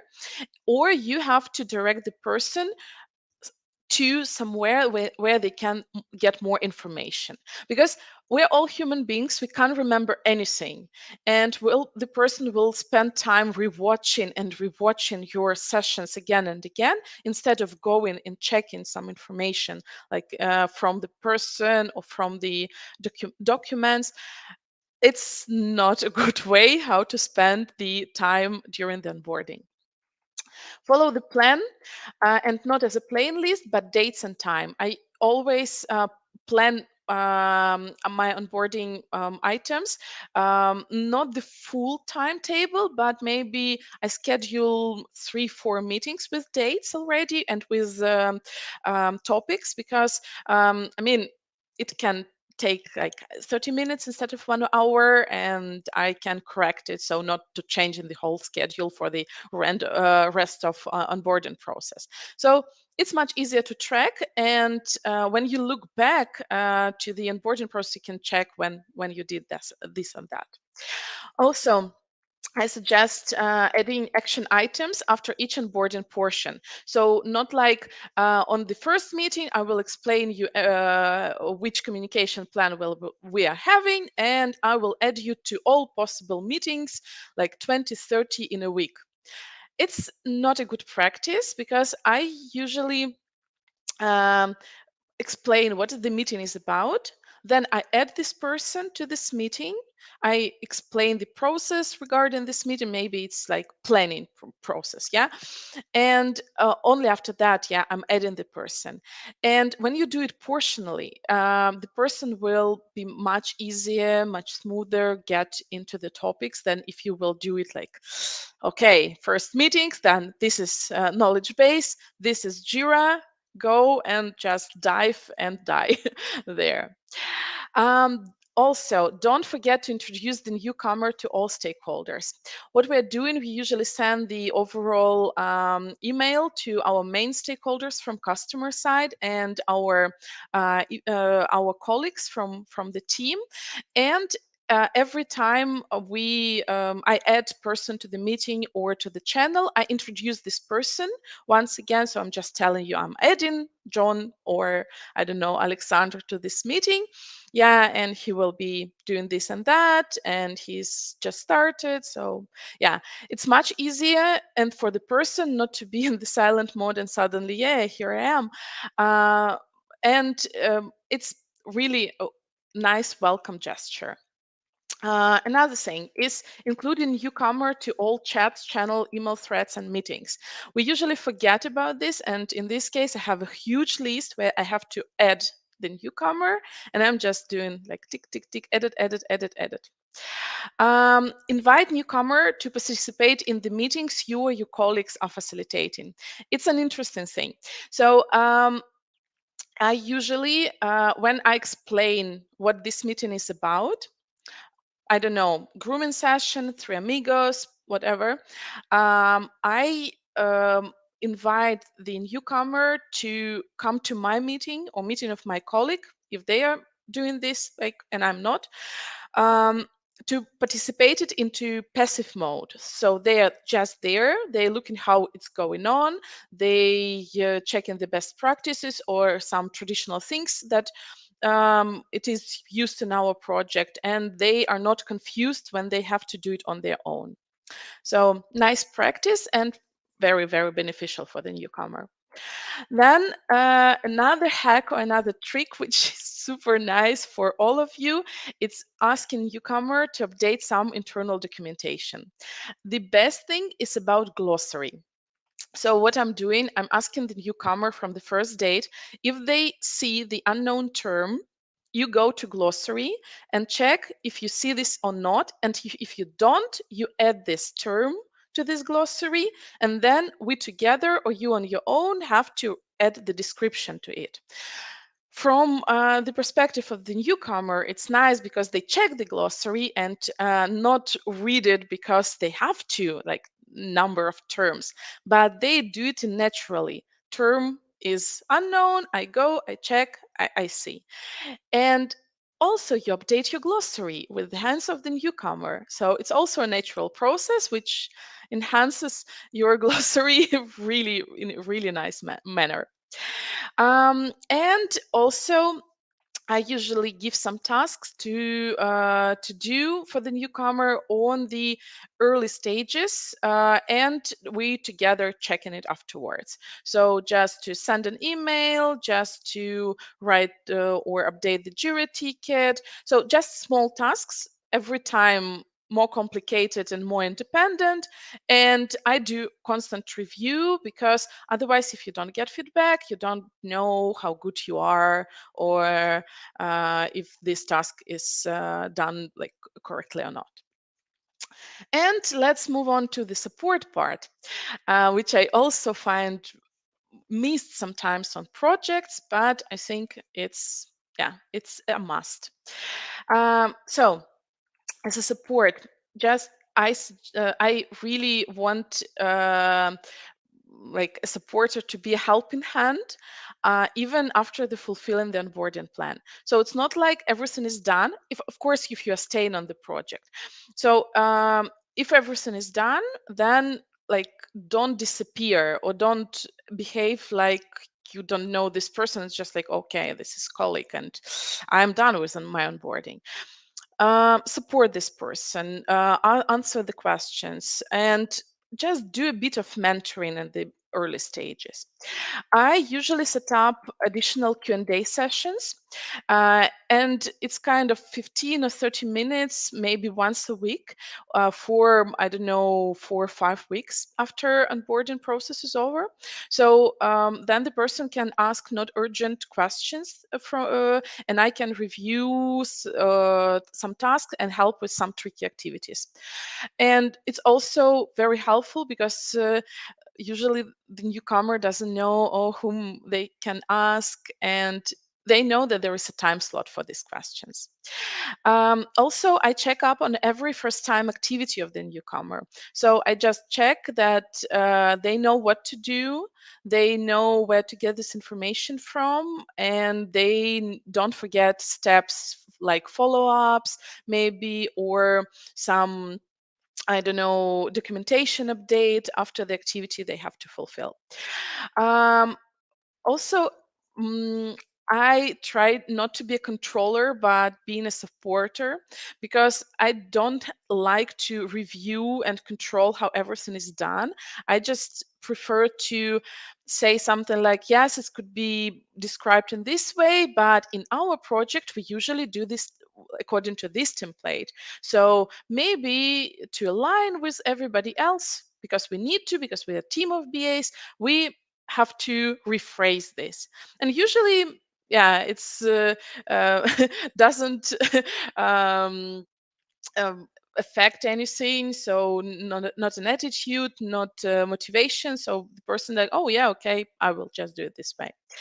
And of course, appreciation matters. If you have in your company any on your project any appreciation possibilities, I don't know, badges, emails, some even just words of support, it is really great in the early stages. Motivation is everything in this case.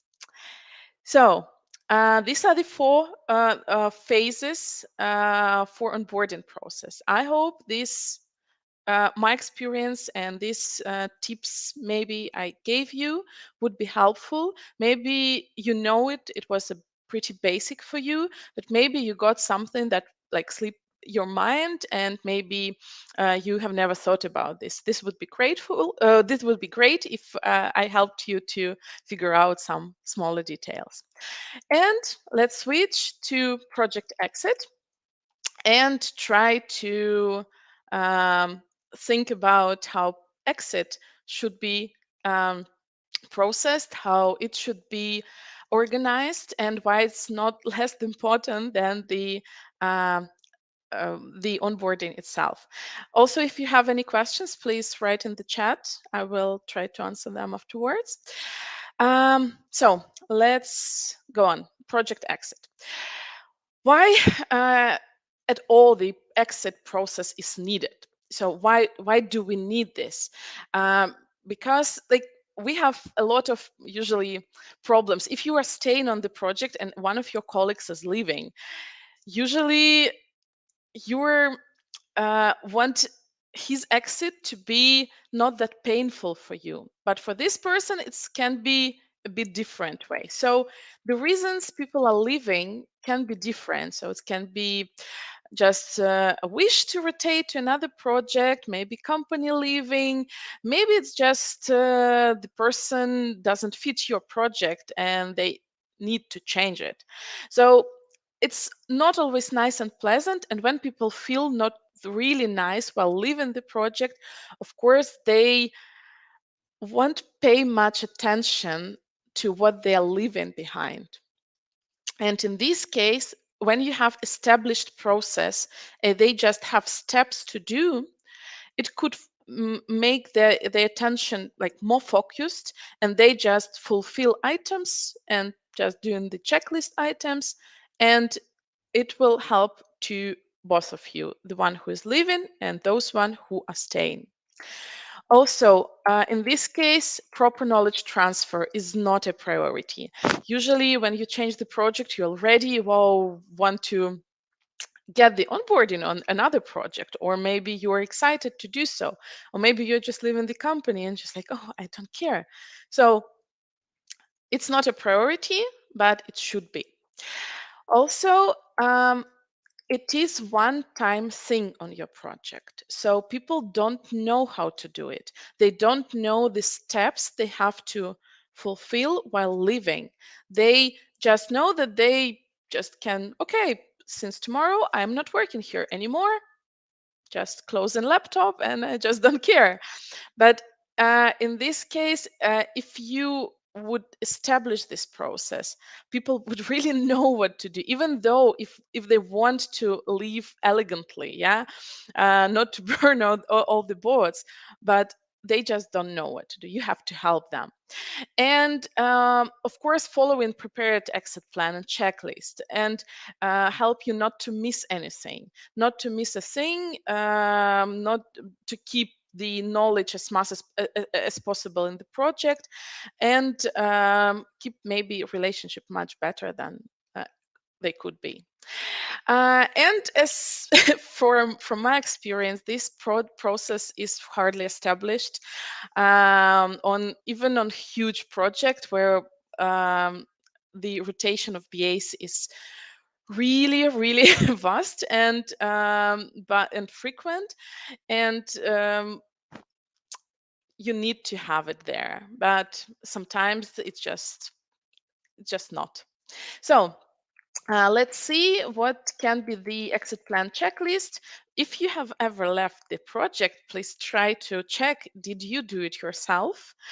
Or maybe if you are a team lead, did your team members do it on while leaving the project? So the first one is notification about intention and rotation agreement should be done with proper timing.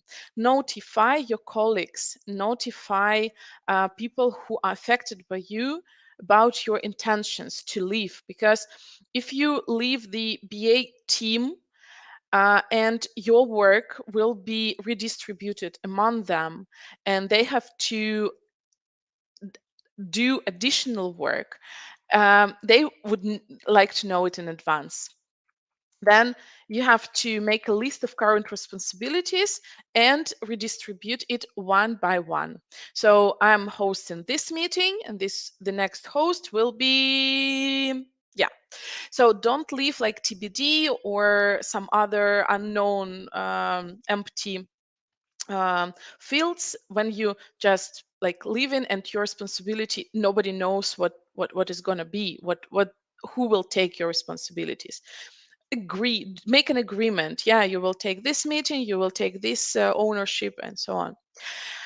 Make sure that your usual documentation, your requirements are up to date, or at least the person whom you're doing the knowledge transfer knows where to get this information, this like missing pieces of information from.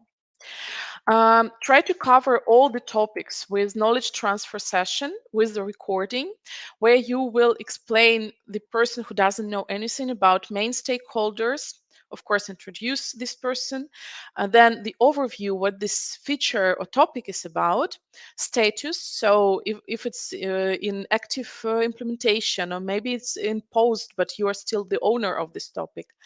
Future plans, you should know it because you are a BA who is working on this, and documentation links. So these 5 items are the must for every knowledge transfer. Maybe you can add something else there, but if you have at least these 5 basic items, you can make sure that the person will continue with this work like quite easy. Also, inform all the stakeholders and internal team and customers about your leave. So about the date you're leaving, you can send them not goodbye email only, but also beforehand with all the redistribution of the topics, so people would know where to go, what to do, and how to plan their activities based on your leave. If it's possible, you have to present BA who will own the topic to all stakeholders. And this is Olga, she will substitute me in this topic. Yeah, I did the knowledge transfer, but maybe you can help her with some details because like this and that. So it would be nice, and your stakeholders will know where to get this information from, for further information, or to whom to address their questions. Reassign all Jira tickets, wiki pages, knowledge base pages, anything that you are owner of. In our project, it's really nice when you just search the BA name and you don't find anything in Jira assignment as an assignment after the BA has left. This is really nice because in this case you don't have to think, oh, this is his ticket, but who is the owner of this ticket is right now. Not a good one. Give back the equipment if possible, if it's laptop or some other like keys, RCA or whatever, and leave all chats and ask to be removed from distribution lists and meeting invitations. It also will help you not to get additional changes with one, I don't know, time-saving period, and you will redistribute the meetings and you will get updates on them, and you won't get additional information regarding the project. Yeah. So that is the checklist. I hope you do most of this or all of these items while leaving, or will try your best to do it next time. That was it from my end. Thank you so much. If you need more information or I can help you with sharing some ideas about checklist or onboarding plan or some, I don't know, tips regarding these processes, please don't hesitate to contact me. My email or my LinkedIn account is on the screen. Yeah, thank you so much. Thank you so much for your wonderful presentation. And actually, we still have a bit of time for the Q&A session. And actually, we have received a couple of questions.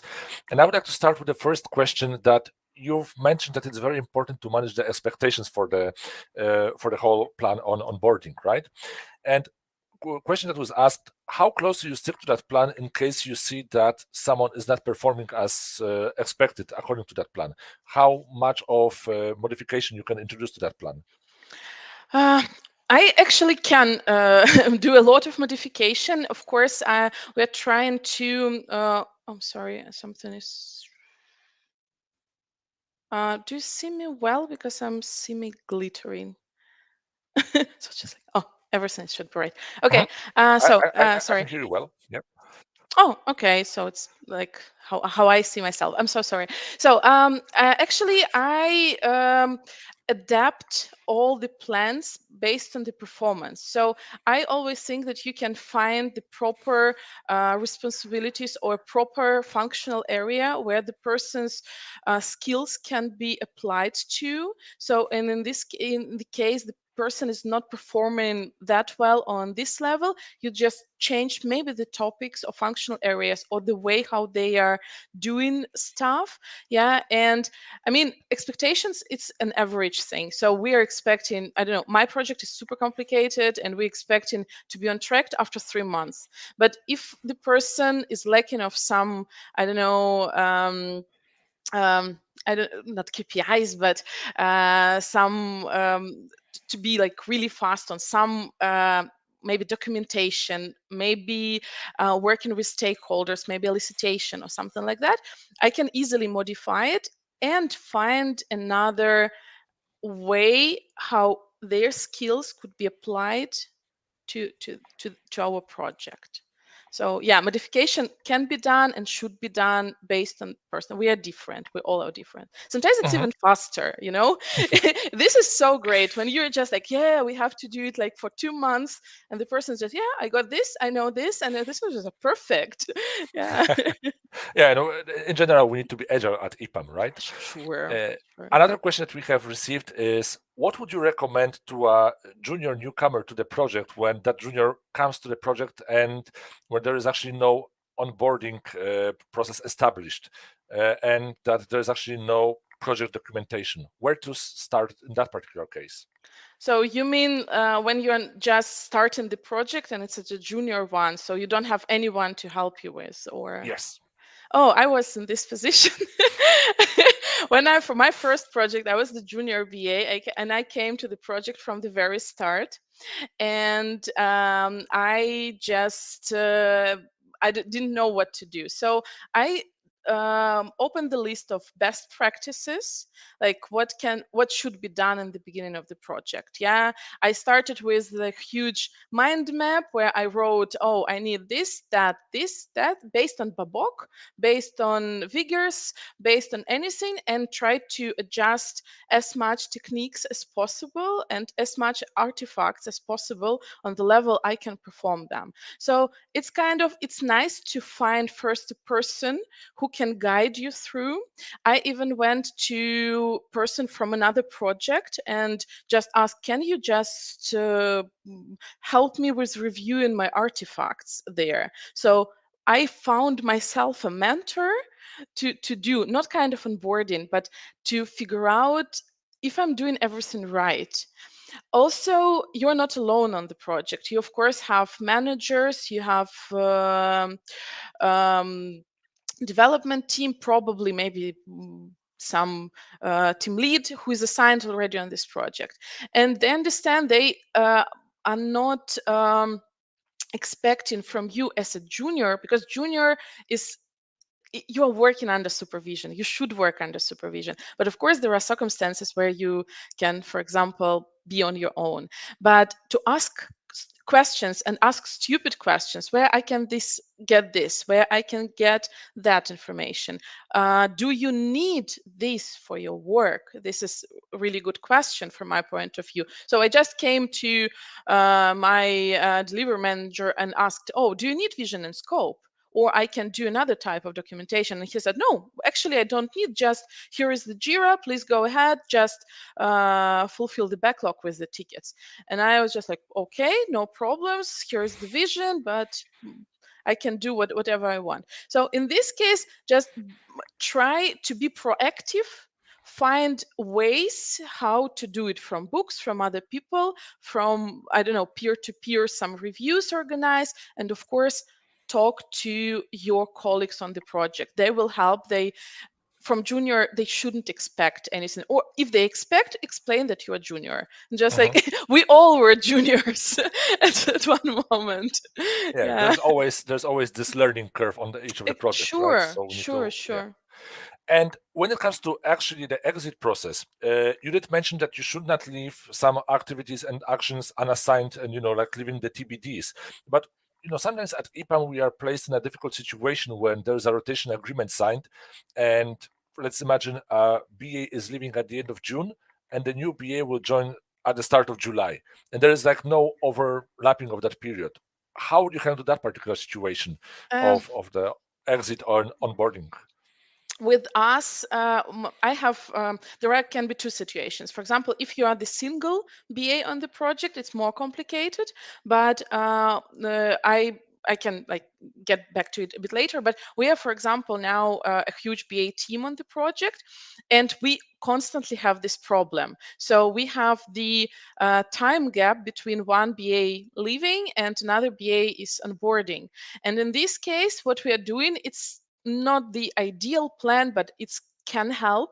So the BA who is leaving, they redistributed everything among other BAs, and during this time gap, and while onboarding, other BAs supporting their topics. And as soon as new BA is on track, we just fulfill his box of responsibilities or topics with maybe even our topics, like FOMO, we don't want to support, or it would be easier to support for somebody else, or just being kind of a transfer point. Just we got this information where the recording is a must, as I've said, and then give it to the next person. When you're a single BA, it's much harder, but I think in this case, you can also find, firstly, document as much as possible. Just to add a link or address someone to ask questions from would be much more helpful than if you just leave TBD and you just don't know where to go and what to do. So in this case, I would suggest just give as much, I don't know, breadcrumbs as possible for person to follow your steps before they left. So yeah. All right. Thank you so much for sharing those points with us. And actually, those were the all questions that we have received from our participants. So it has been a great pleasure being a moderator for your session. And actually, I've learned quite a lot by myself just to even refresh my own memory on the topic, because there are sometimes even small gaps that Yeah. everyone can have. So I hope this session was equally useful to all of our participants. And thank you also so much for sharing your contact details, because I'm sure that other colleagues who might have questions at the later time, or people who will watch us or will watch the recording at a later time, they might also reach out to you with some additional questions to this particular topic. But for now, let me thank you so much for the presentation today, and for everyone who is watching us online, let me encourage you to participate in the remaining topics that we have prepared for you today as well. And also feel free to watch the recordings for the entire BA Excellence conference online at a later time. Thank you, everyone. Thank you, Jan. Great pleasure and great presentation. Thank you so much. Take good care. Have a wonderful day.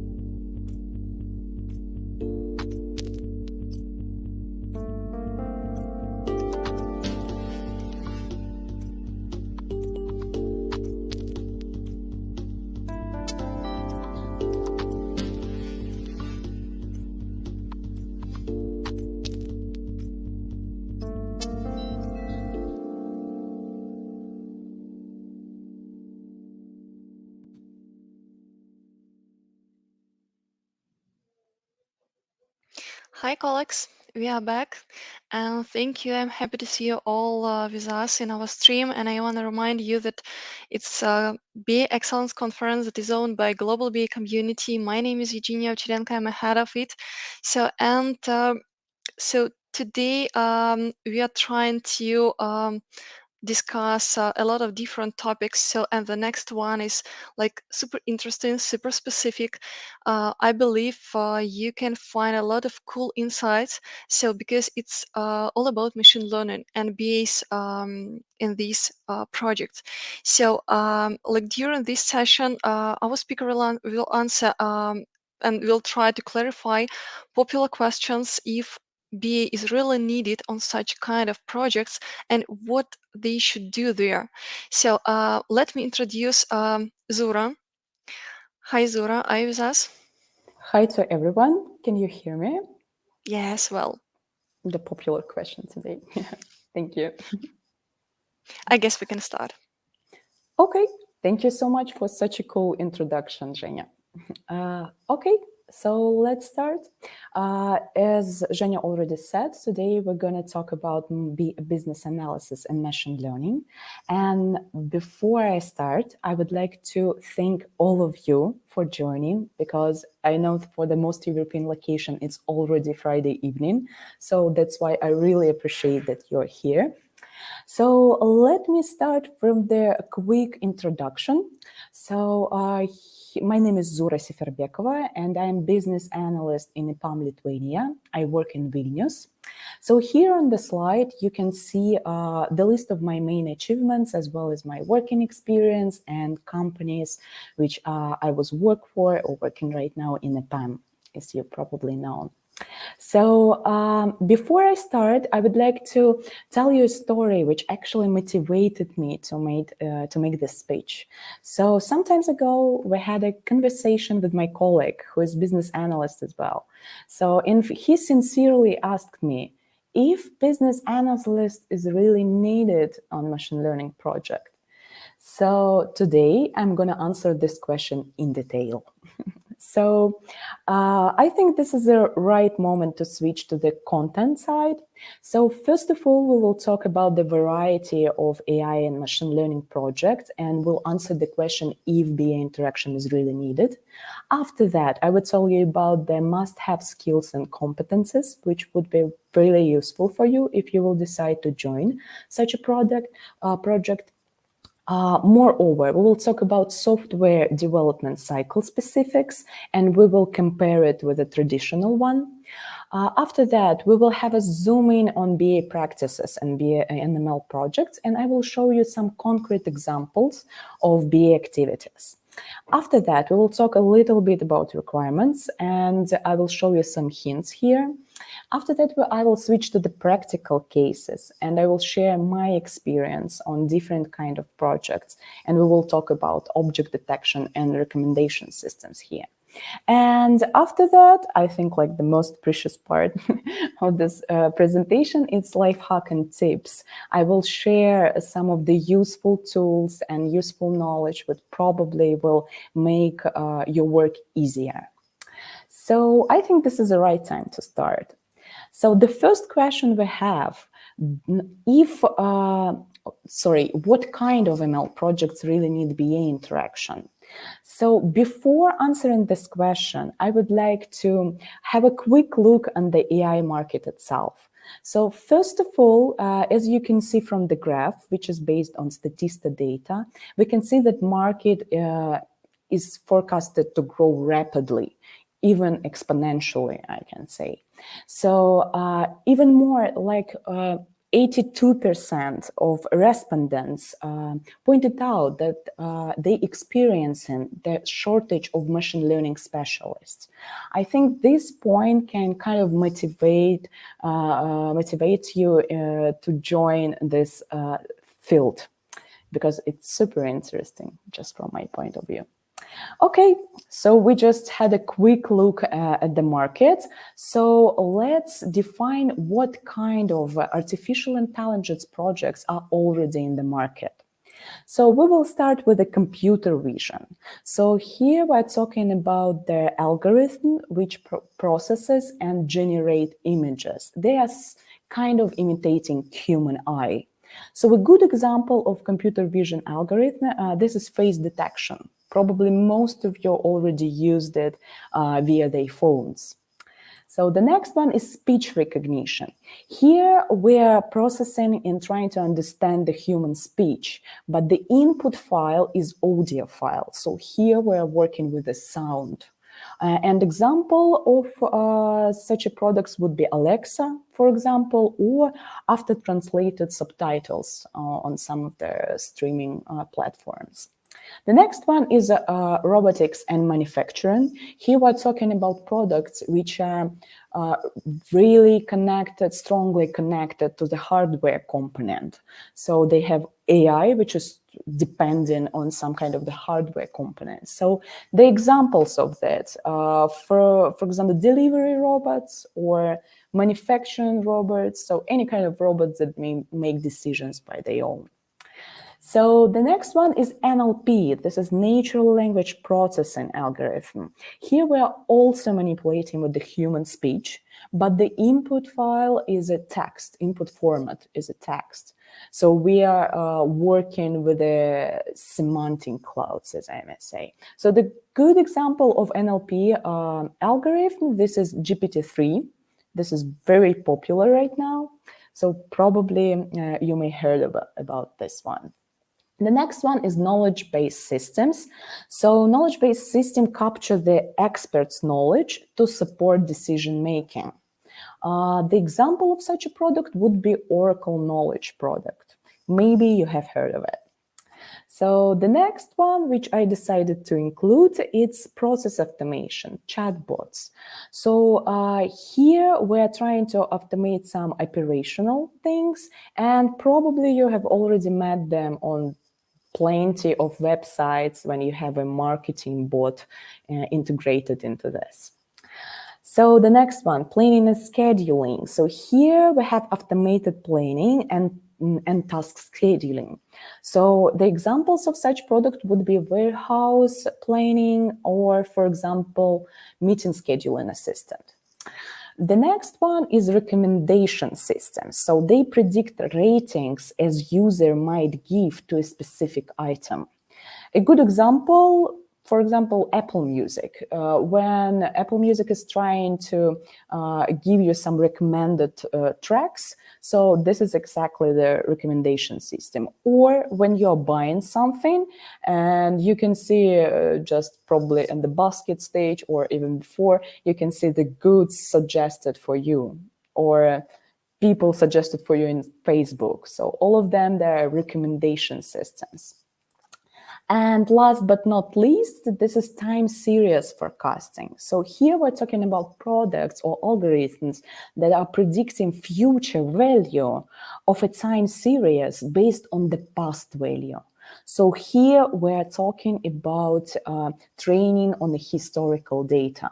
So, and many others. Just for your understanding, there is no solid classification for artificial intelligence subfields, so you can meet many different ones, but I decided to point out the most important, the most popular, as I may say.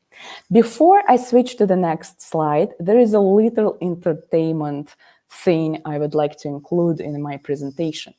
Actually, during preparing this presentation, I used some kind of the algorithm, AI algorithm, in order to conduct my presentation.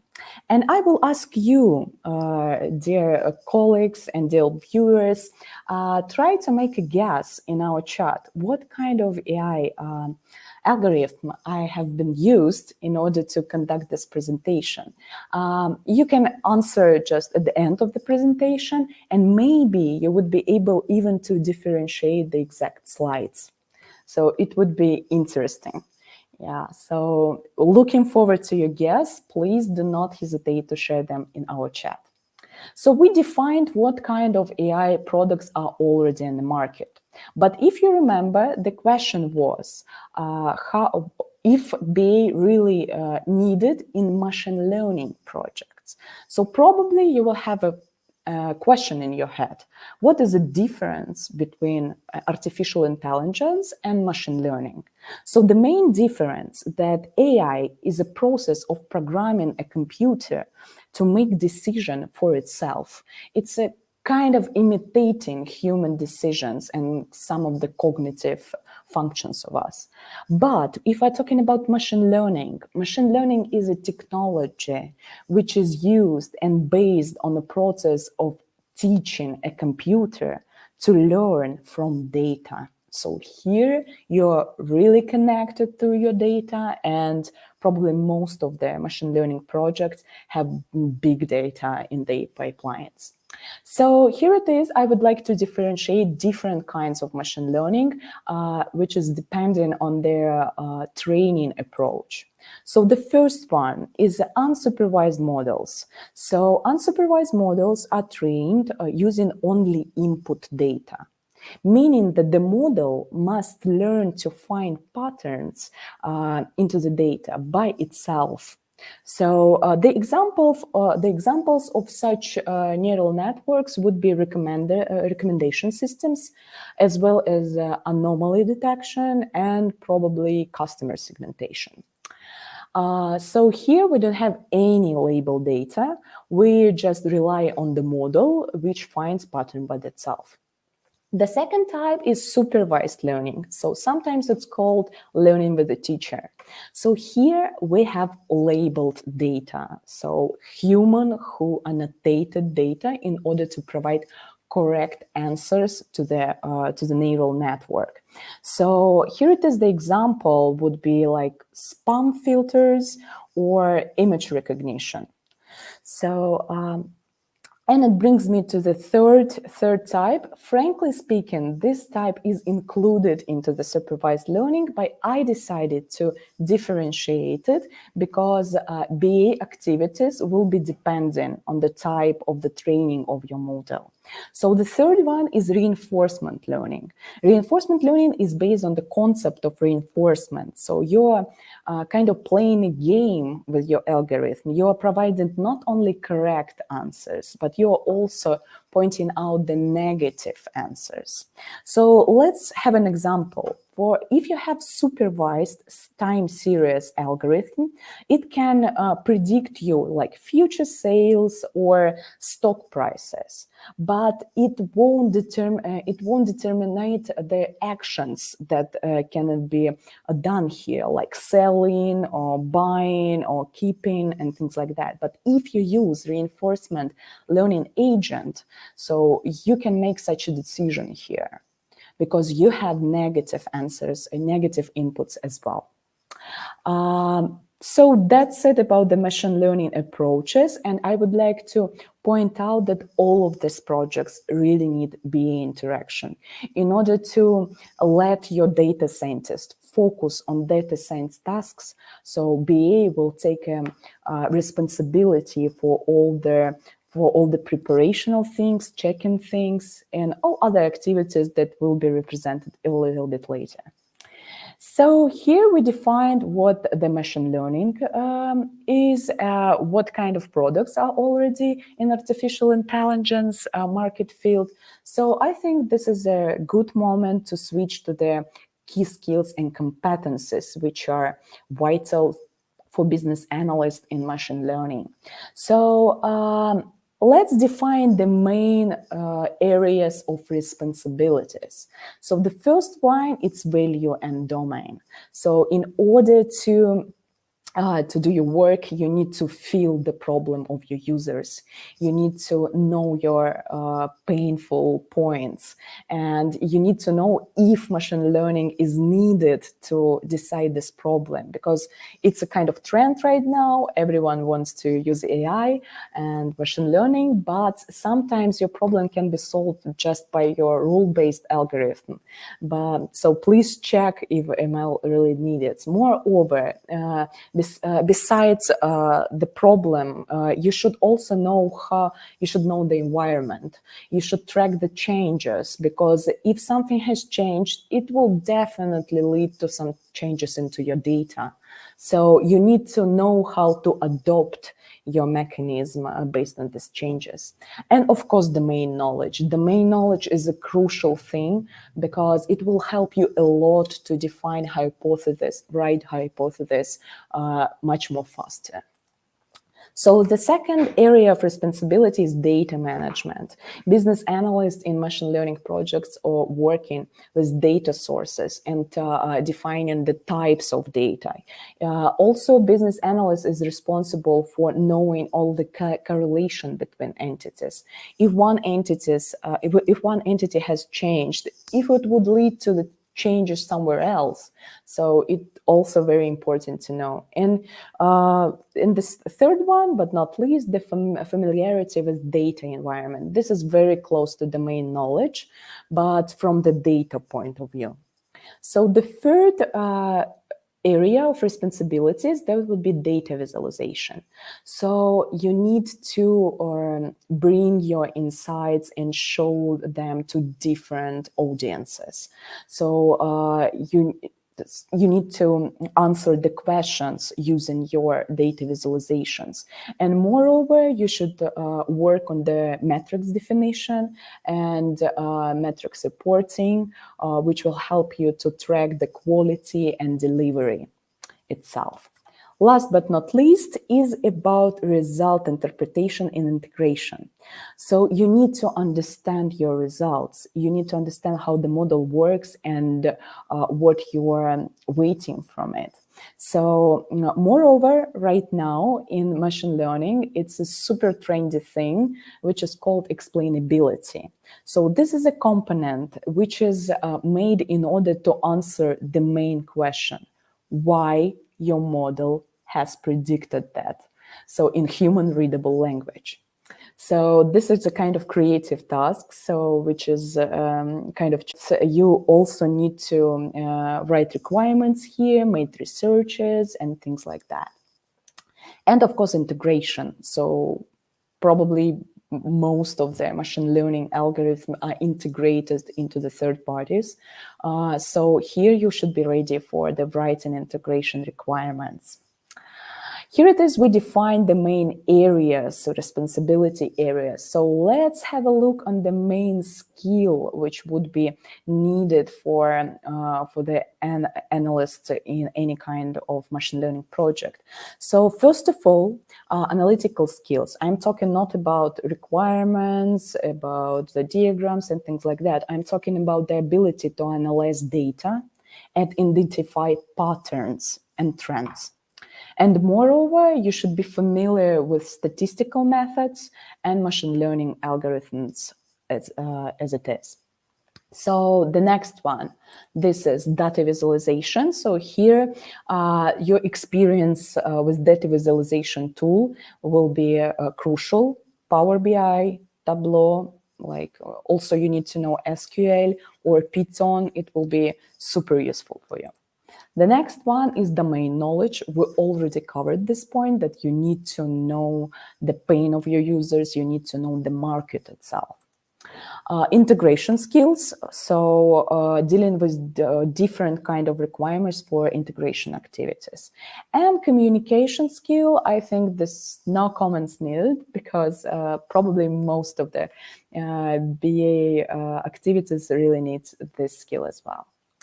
So, okay, we define the area of responsibilities and we also define the main must-have skills. So let's have a look on the stages where BA interaction is needed. So first one is feature design, when you formulate your hypothesis. The second one is data ingestions. Here you're working with data sources and data management and also starting your statistical hypothesis and research it. Then feature creation. This the stage where the whole magic started. So here it is, you're training your model and starting the functional implementation. So after that, testing. Here it is a specific testing frameworks. We will talk about that a little bit later. So unfortunately, there is no solid acceptance criteria in machine learning, which can be transformed in test cases. So that's why testing framework is a little bit specific. So after you tested and released your feature, you need to know how to estimate it. You need to know what kind of metrics will show you if it was successful or not. And moreover, integration and support. Here we're talking about all the integration activities and moreover, communicating with your end users. You're dealing with big data. Sometimes you just cannot cover all the cases, but your end users can bring you a lot of insights on it. Okay, so we defined responsibilities, we defined skills, and we talked about different stages where BA interaction is needed. So let's switch to the software development cycle specifics in machine learning projects. So let's compare the traditional software development lifecycle, which is probably known for most of you. So here we're starting with requirements analysis, then switching to design, then development, testing, deployment, maintenance, and then again. And let's have a look on the machine learning model development process.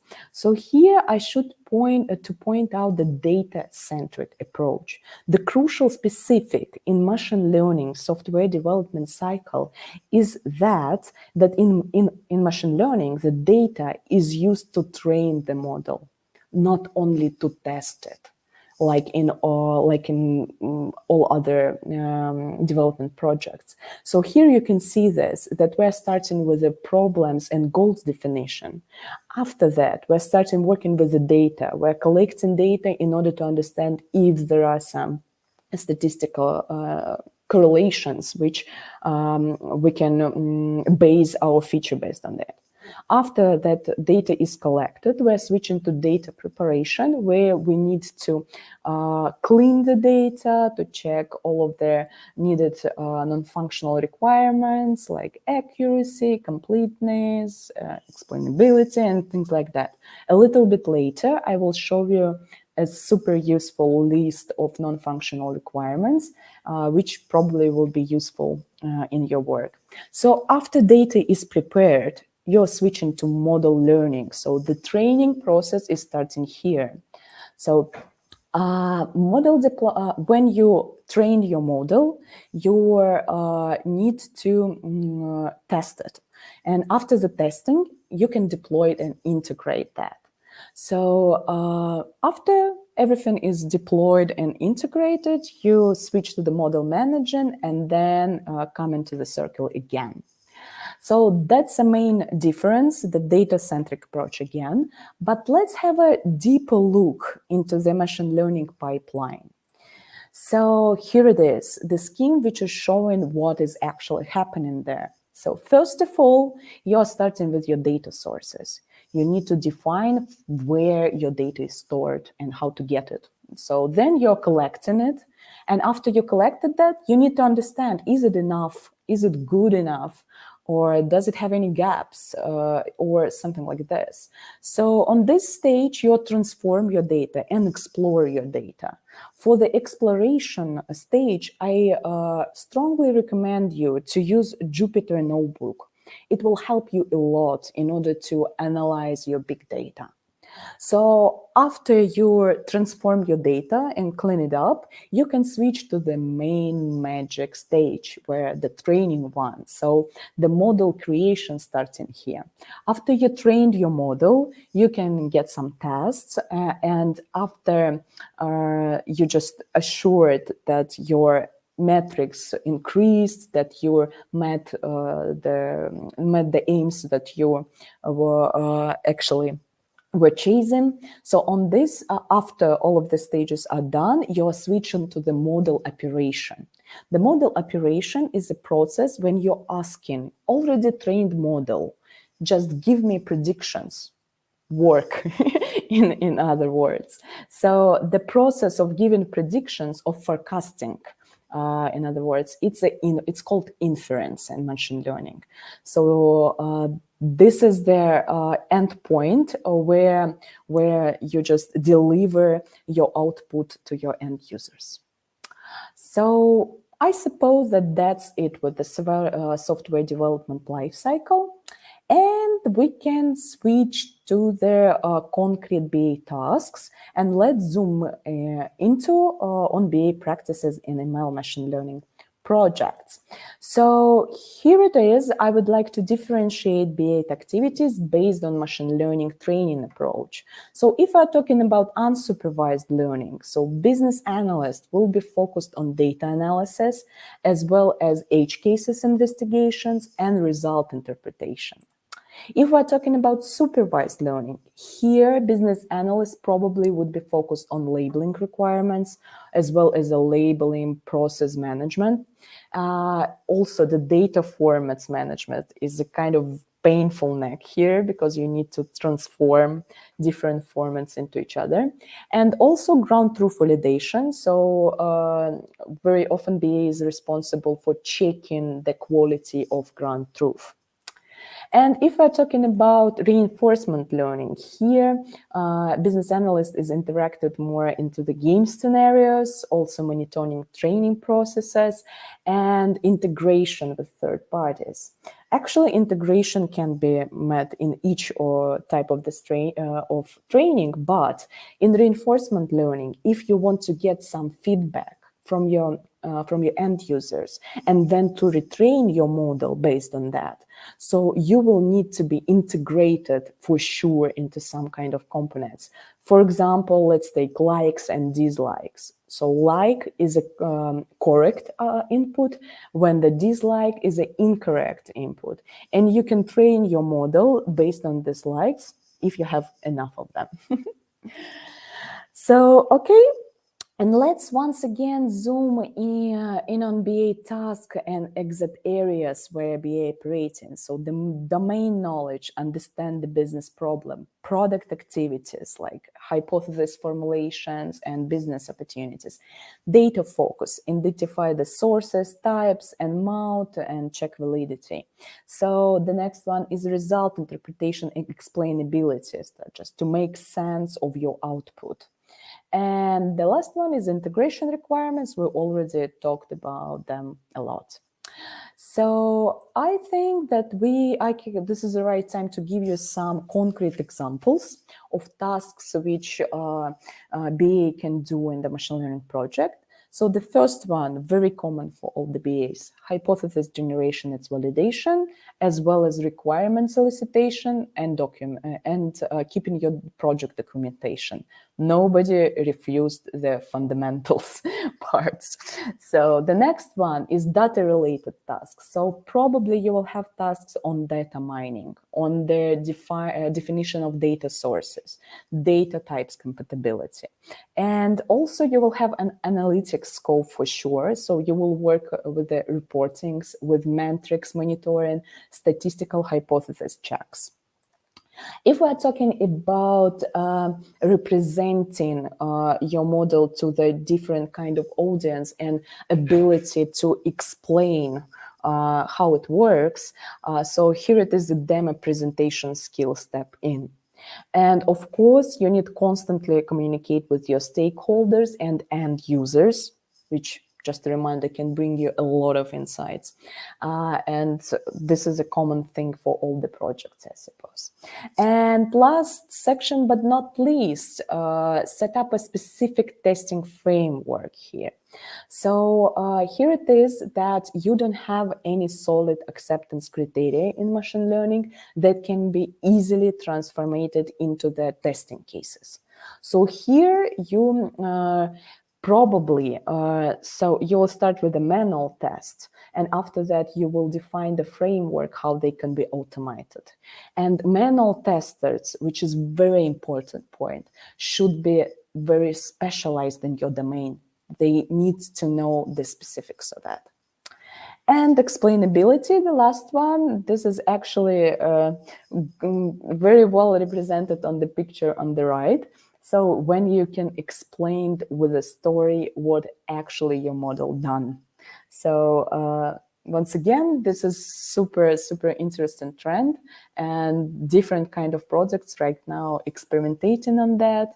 And this is very interesting tasks for BA, because they includes prototyping, that also includes work with the data, UX, and so on and so forth. Okay, so we just had a look on the concrete BA activities examples. So I think this is the right moment to switch to the requirements specific. Is there really any difference? So first of all, let's take a look on the functional requirement. What is very important here, that usually functional requirements will require for you specific domain expertise, because you can formulate a lot of hypotheses, but the success rate of them will be strongly correlating with your domain knowledge. And moreover, you often will meet some errors in your data, and it will require the change request management to your requirements. For example, you formulated a hypothesis, and after that, data didn't prove it. It showed that there is no correlations like that, and there is no training data which can be used for such a feature. So you will step back and change your functional requirements. So don't be afraid of this. It happens, and because we don't have any best practices in our field yet. So, and the last one, but not least, that functional requirements can be open-ended. So after your statistical hypothesis is checked, you can add some crucial details to your functional requirement as well. So what about the non-functional requirement? If we're talking about how it's done, not what's done, but how we're going to do this. So the first one and the most crucial, I think the data word is like the most popular for me today, but it really is. So the data requirements. So you need to work with accuracy, consistency, integrity, and privacy, and many, many more. Actually, on the next slide, I will give you the list. Probably it will be helpful for you.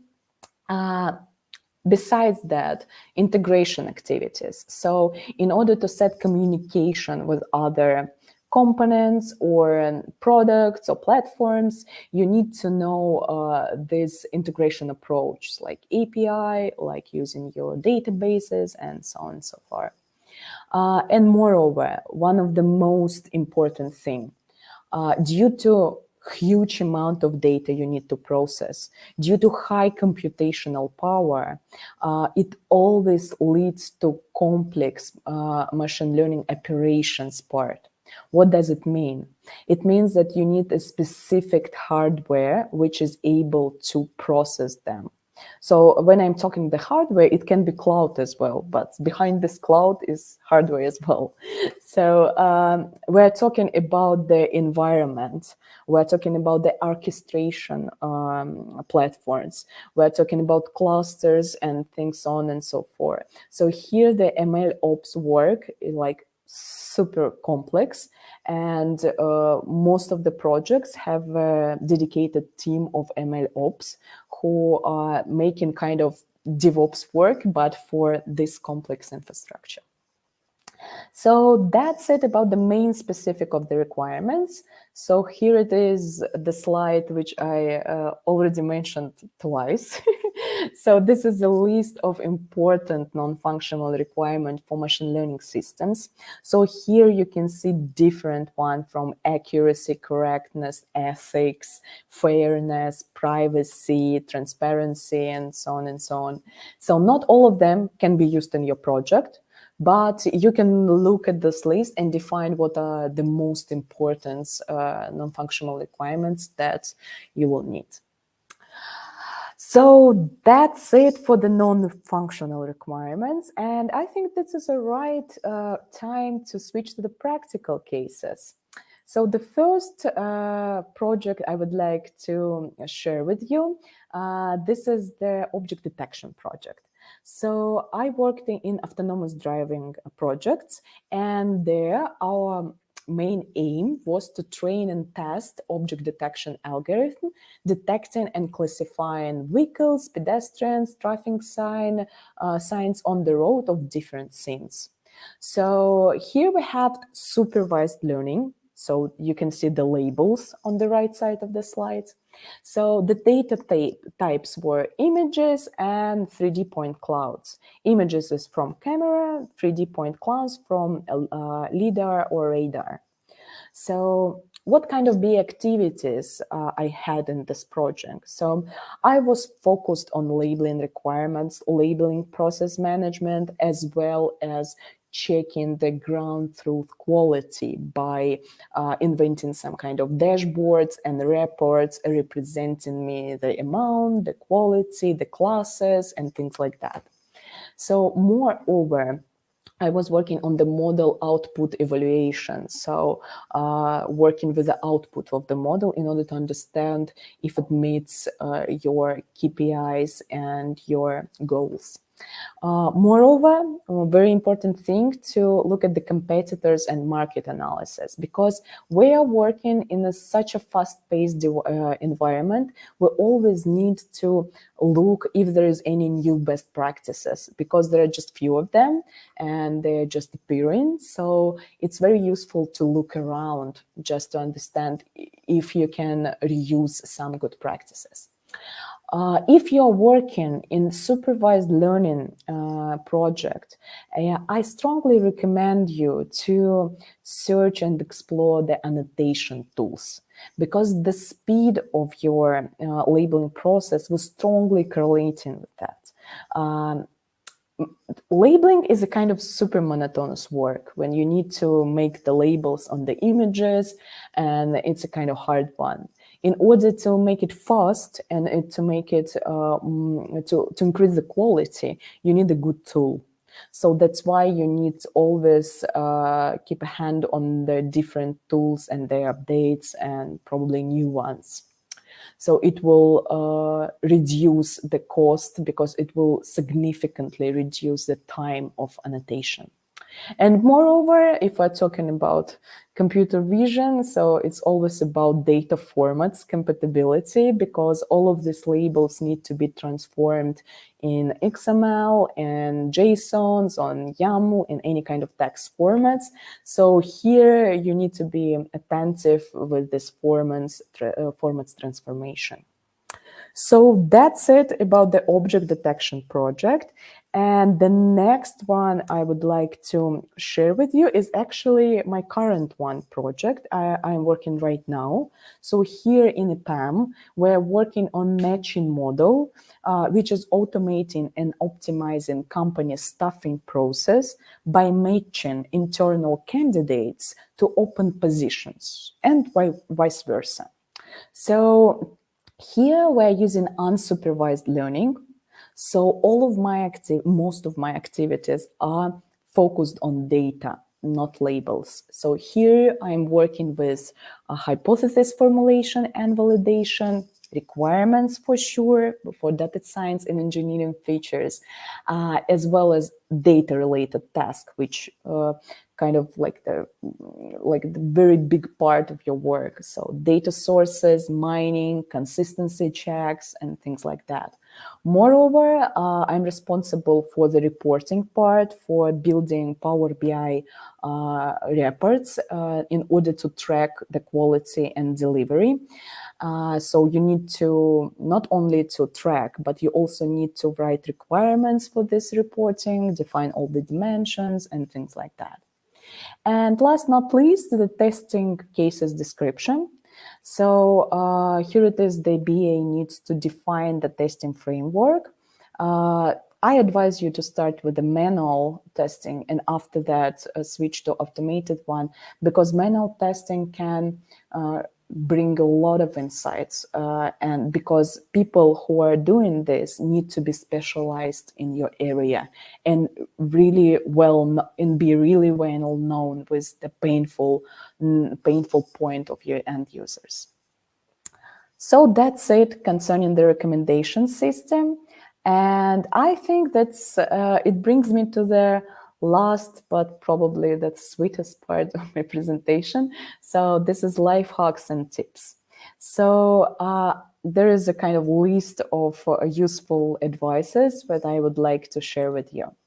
So first of all, if you're just onboarded in the project, start with domain model and entity relation diagram. It will help you to define all the entities, their correlations, their data types, and so on and so on.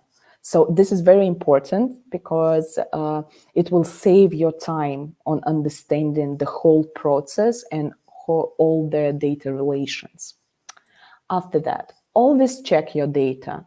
Check if your sources are valid. Check if you have enough amount of training or testing data. So, by the way, you should never test on the data that you used on training. This is one of the important rules in machine learning. So you will also need to check the compatibility and completeness of it. So just know your data. I will rephrase this point. The next one, I strongly recommend you to use Jupyter Notebook for big data analysis, model evaluation, and even testing.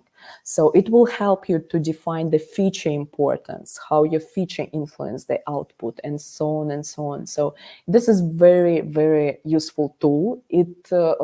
It was used by all the data scientists I know, and also it will help business analysts in order to, on the testing stage, model evaluation and data analysis as well.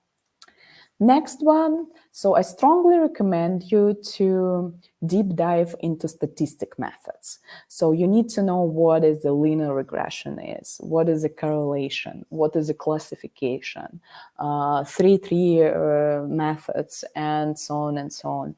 So because you will work with them, because many of the data science tasks are based on this statistical methods. So it would be super useful for you to know what they are talking about and to use it in your daily tasks. Last but not least, I really recommend you to collect your edge cases. The cases where the model output was weird. So you can use these cases in your testing. It's a kind of extremum points, which showing and representing possible issues. So in order to make your testing more efficient, you definitely need the collection of edge cases. I think that it slightly brings me to the last slide of my presentation. So I hope that this information was useful for you. And in case you have any questions, feel free to use our chat, and probably if some question occur in your head after that. So feel free to contact me. You can see my email here. So I will be happy to answer your question. But before we will switch to the questions, I'm just reminding you concerning my question. So I used some of the AI products for my presentation. Please make a guess. I'm just showing to you again the slide. What kind of AI products were used? And probably you can even recognize the specific slide. So that's it from my side. Thank you so much for being here with me on this Friday evening. And I hope it was useful. Yes, Zora, it was very, very useful. And to be honest, so there are a lot of assumptions in our chat. So if you can just look through some of them in YouTube, for example. So I believe you can find a lot of interesting ones. Yep. Can you please read it, because I'm sharing this. I can stop sharing, right? So Yes. Yep, sure. Moment. Yep. Just let's start with them. I will try to find the moment. So let's have the question. Did you generate all the illustration using Midjourney, Stable Diffusion, and Daily? Yeah, this is a good question, because the person is asking if all the pictures were generated by very popular neural networks, but nope. Actually, all of the pictures are manually conducted. So I didn't use computer vision products and algorithms for my presentation. But thanks for your guess. Yeah. So thank you so much. That's it. After that, let me... Zhenya, probably if it's not difficult for you, could you just help me with the questions, because it seems like Yeah, so we have one question from via community platform. So what were your challenges and how did you overcome them when you were working on these projects? Okay, so I think that the biggest challenge is to how can I say, to make your end users and stakeholders understand that you're a data-centric product. If your data doesn't provide such insights, you cannot, for example, prioritize some entities over others. So you just need the data. So most of the challenges are connected with data clarity, with data latency, with data drifts. For some of the machine learning products, data drifts are crucial. So because they can predict something or make the output not valid based on the data drift on historical data and so on. So if we don't, besides the data challenges, the challenge is to interpret your results. So this explainability thing, you need to make up how to represent the main model core, the model's logic to people. And I think this is a kind of most challenging, but still very, very creative one. And probably the last one is to persuade people that AI products are not going to take our works from us. They will probably automate all the repetitive tasks and things like that, but we would still need people to validate them. But as for now, yeah, but just for our understanding. So I think this is the main challenges: data, just interrupt your data to the different audiences, explainability part, and also like a lot of myths about AI which need to be like deprecated by you. That's it. Okay, thank you.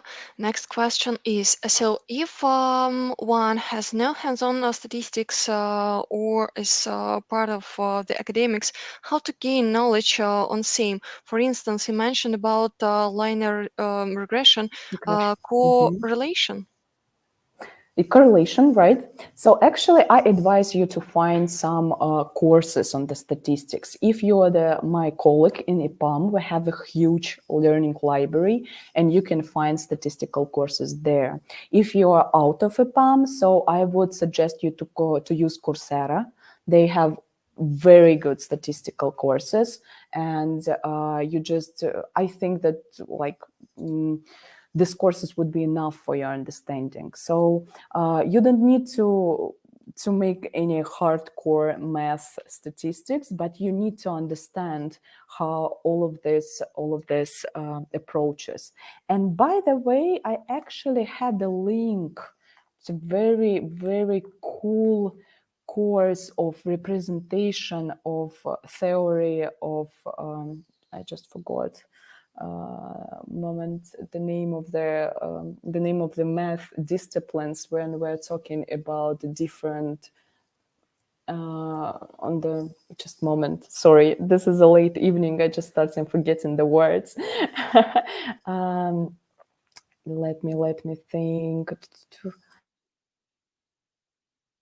Yaps, thanks. So I had a tip. So if I talk in the probability theory, and I have a link, and probably I can share it in our chat, if you don't mind, because they have a very good visualization. And even if you never dealt with statistics, things like regression or correlation, probably you will understand the main meaning. So I will try to find this link right now and we'll share it with you in a chat. It would be great also if you include this link to your presentation, because it will be shared with our audience. Yep. So, and we have one more question. What are the typical roles in ML projects? Oh, this is a good question. So, in comparison with traditional traditional software development, we have like backend, front end, we have testing, we have DevOps, we have business analyst, we have product owner, and team leaders and things like that. But in machine learning projects, you have data science team, or your data scientists who are working on data science tasks. Moreover, you have an engineering part. This is a backend part. So here it is people who are doing this engineering tasks. It can be Python, it can be C++, and things like that. Moreover, you would have the testing team, you would have the product owner for sure, and you will have the DevOps team, which is sometimes called ML Ops, because they have a specifics which is connected with the computational power, which is you need the huge one. So that's the main setup, like data scientists, engineers, product owner, business analysts, testers, and DevOps/ML Ops. Team leaders and things like that, they're depending on your project. Okay, thank you. And I guess the last one, how much time do you spend on data investigation per day? It's a good question. Thanks a lot for asking. For day, it depends, because I have some days, for example, I have Mondays which are dedicated to statistics and reporting and metrics, and I have Thursdays which are dedicated more to the refinement and things like that. So I can't say that like on a daily basis I'm doing that, but if I take an overall, I think that 50% of my work is connected with the data investigation. I wouldn't say that cleaning, this is a part of data science work, but to define sources, to define types, to define the validity of this data and the correlations into between entities. So this is definitely like half of my work. Okay, So you need thank to you. know, sorry, that small comment from my side, additional one. So you really need to know how database works, how the API works in order to work with it. Okay, cool. One more. So what project risks are more specific for ML or AI projects? Good question. Thank you so much. So data drifts. So any problems with your data will immediately reflected in your output. Moreover, sometimes the market itself behaving in a very specific way. For example, this year, 2029, was full of unexpected and horrible things and things like that. But sometimes your model can be influenced by that because the data is not consistent. There are some patterns which are not taken into account. So you always need to track the environment and to look how it influences your model. So what about more risks and specifics? If you are working with supervised machine learning, the risk is about quality of your annotations, quality of your labels. If the labels are done in a bad way, in a bad quality, so the results will be not so good. So if we're talking about supervised, so this is risk about bad labeling. So I think that most of the risks are connected with data again, because all of the machine learning projects are super data centric. So like 70% of those risks are connected with the data itself, and also with the computational power. So you're dealing with millions of rows. So training data set, like 50 million of rows is like common thing in machine learning, and you need to process them again and again. So you need a huge environment. So here I think that the many risks can be hidden here, but into your environment, into your orchestration, and all of these infrastructure things. That's it. Okay, thank you. I see that you have your own fun in our chat in YouTube. So Wow. yeah, so like after your session, so it would be great if you can just look at all comments. So I believe you'll be able to identify this person. But still, last question from him. So, what BA resources are you following? I have some Telegram channels which I am following. I also really keen on Statista, so I love the resource, and I have some channels in Telegrams, frankly speaking, which are very interested about data viz and things like that. And Kolya, I will share it with you. Don't worry. And what about more about? Actually, I love Nature magazine. I'm not quite sure that it's only about the work, but in real life, I really love to explore the science magazines. So if we're talking about Nature, they have a special dedicated section for machine learning, and there are a lot of interesting insights there can be found.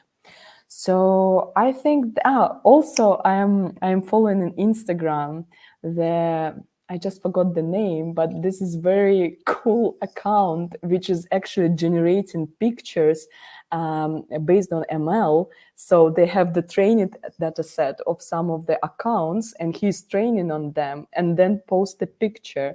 And actually, the computer vision is trained on Elon Musk. So all of the pictures have the face of Elon Musk, and the text is generated also based on the NLP algorithms.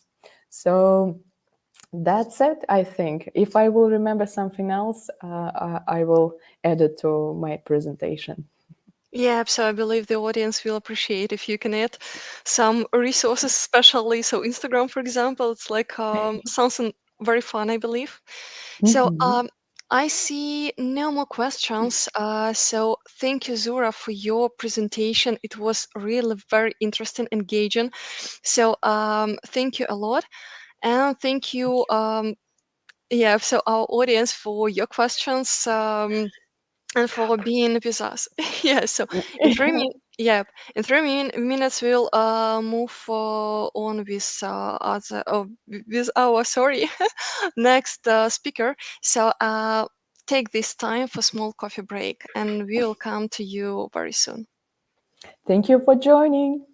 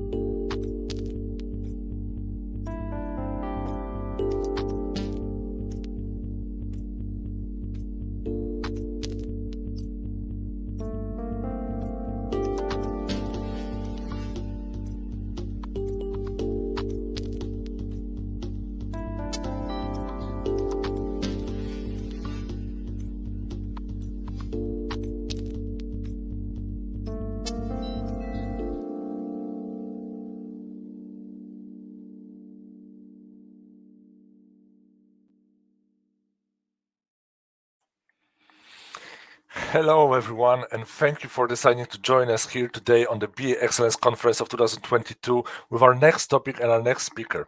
My name is Jan Mazurek, and I will have the pleasure and the privilege to being your host throughout the next topic, which is actually very exciting for me as it relates to the area that I get asked very often during the BA mentoring program, where I participate as a mentor. You probably are aware of the fact that in an ideal Scrum world, there are only the three roles in the team. There's the Scrum Master, there's the development team, and there's the product owner. And if you would like to know how does the BA fit into that mix and how to combine the responsibilities of the business analyst and the Scrum Master, our next speaker will explain that to you. Coralie, it is so great to have you here with us today, and thank you so much for being the part of this event. To all of you who are watching this presentation online in the VR community portal or through YouTube, feel free to post and ask any questions that you might have to our speaker, and at the end of the presentation, we'll address those questions if time will allow us. There is nothing left for me to say more, Coralie, but just to wish you a great speech, good presentation, and the stage is yours. Take it away. Okay, thank you for such nice introduction. So, hello everyone, welcome to my presentation. First, let me thank you all for joining this talk today. My name is Coralie Zholdubayeva. I'm Senior Business Analyst in EPAM. And today I would like to talk to you about hybrid business analyst Scrum Master role topic and what to expect and how to succeed. So this presentation is structured as follows. First, I would like to introduce myself. Then I would like to explain my motivation, why I decided to combine these two roles in my project. Then I would like to move to the challenges that I faced during that period of time. Also, after that, I would like to discuss the opportunities that was brought by project to me. And finally, I will make a conclusion. So about myself, I've been working as business analyst for 5 years now, 7 years in IT in total. I played various roles in my projects: business analyst, product owner, Scrum Master in waterfall, Scrum projects under SAFe framework, also as part of Agile release train and product line. And also I am certified SAFe Scrum Master. Now let me give you a brief overview of the real-life project that I participated in. So it was oil and gas business domain. It was Scrum project. Also, a team consisted of EPAM and client employees. So my project manager and my developers, they were working for client, while business analysts and QA was from EPAM, were from EPAM. So we had all Scrum ceremonies. Exception maybe sprint demo. We had some working solution increment to demonstrate to our client. And I would like to emphasize more the product owner role, because it was not classic product owner role. He approved the requirements, but he didn't participate in ceremonies. He didn't create user stories. He didn't manage backlog.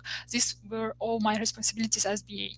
The reason for that was that product owner, he was far from IT. He was overwhelmed with all responsibilities, so he simply didn't have time to fulfill all product owner responsibilities in a classic way.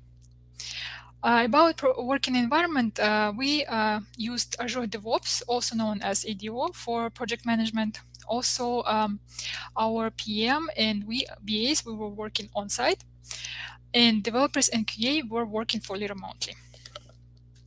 So what was my motivation? First, I should admit that it was not entirely my choice to combine such roles in the projects, because our stakeholders, they were far from IT.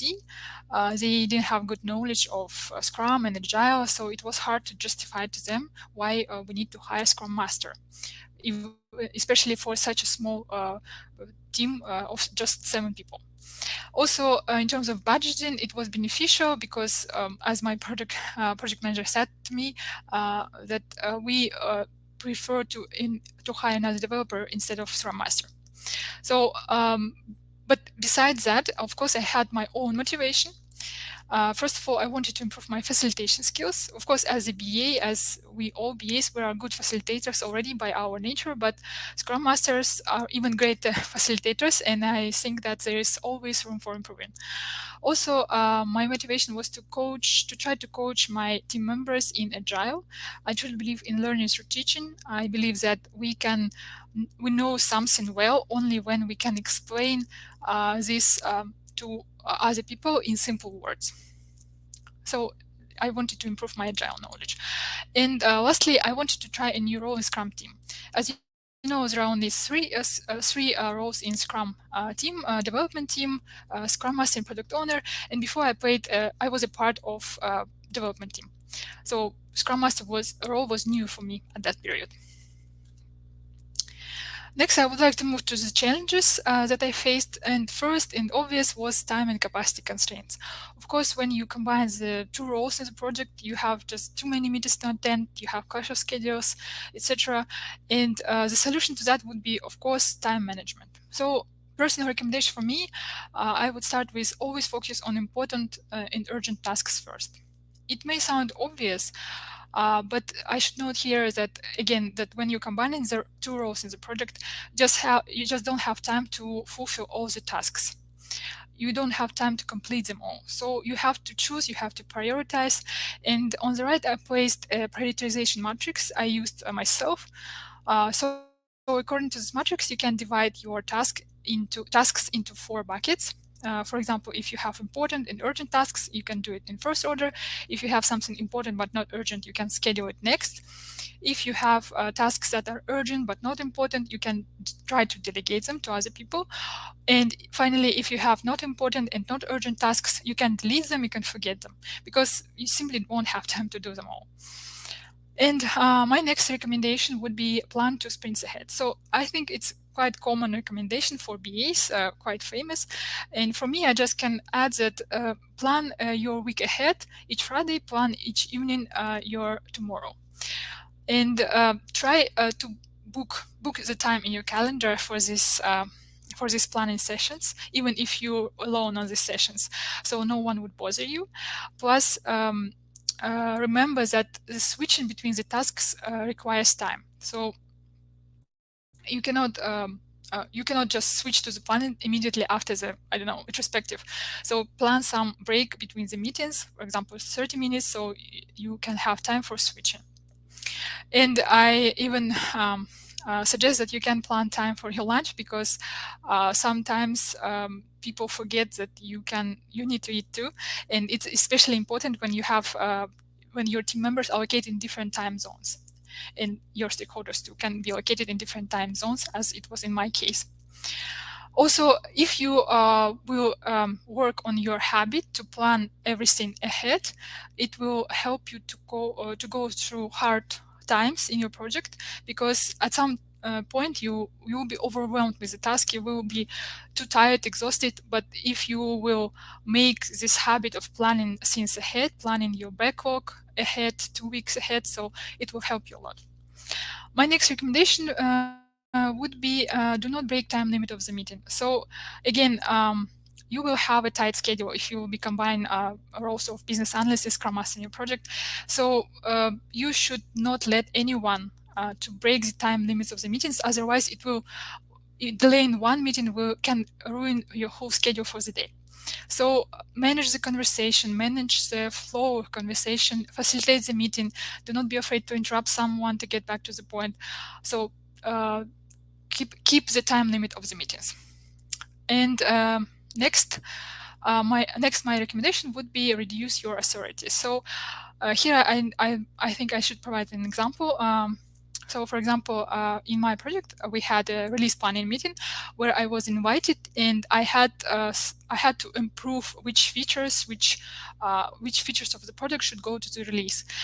And at some point, I realized that I'm actually not needed at this meeting, because we have user stories. They are in sprint backlog. All the team agreed on these features to be in the sprint backlog. Then these user stories are tested, developed, and finally UAT is passed. So why do my team members need my approval to get these features into this release? I suggested that they can do it ourselves, so without me, and eventually they managed to do this release planning without me. And of course, I'm not talking about big releases. Of course, you have to be present there in that meetings. But if it's minor release, why you need to be there? Why you need to approve any decisions? So just try to find. It's of course it's not applicable for all cases, and but you can try to find where you can use where you can reduce your authority in your own project. And my last recommendation would be use Pomodoro technique. I will not spend time on explaining it. It's quite famous, well known. So if you Google it, if you adopt it, it will help you a lot, as it helped me during hard times in my project. The next challenge I would like to discuss is conflict of interest. This one is quite interesting one, and here I made a lot of mistakes, I should admit. The issue is, as BAs, we are focused on business needs, business requirements, on stakeholders, on gathering these requirements. And as Scrum Masters, we are more focused on team's progress, on team's needs, on the people from our team. And sometimes it's easy to forget about it. And I provided the case that happened to me a lot, the situation when important stakeholders asked me to ask my developers to do some out-of-scope tasks. I should note here that my stakeholders, they were far from IT, so the sprint backlog, sprint planning, it didn't mean anything to them. And they asked for some technical expertise from my developers. They asked to do some favor. They asked to correct some mistake, some technical issue. So in that cases, I didn't want to refuse them, to be honest, because they were very, very important stakeholders. I worked with them, and at some point I would require some favor from them too. But at the same time, I had to remember that I am now a Scrum Master too. I have to protect my team. So my recommendation would be shift your focus. Protect your team. Do not give estimates to user stories instead of your team. Do not decide on behalf of your team. Do not commit on behalf of your team. So be protector of your team. And on the right, you can see the picture that illustrates my explanation. So here you can see the Scrum Master tries to help his team to go through obstacle. So be a savior for your team. And finally, my recommendation is to leave a buffer in the sprint. So a buffer is a user story that you can dedicate to some extra tasks that can appear in the sprint. It can be worth 1 story point or 3 story points, but it's quite helpful when you need to do some extra work that is not planned, that comes unexpectedly from one of your important stakeholders. Next, I would like to move to context switching challenge.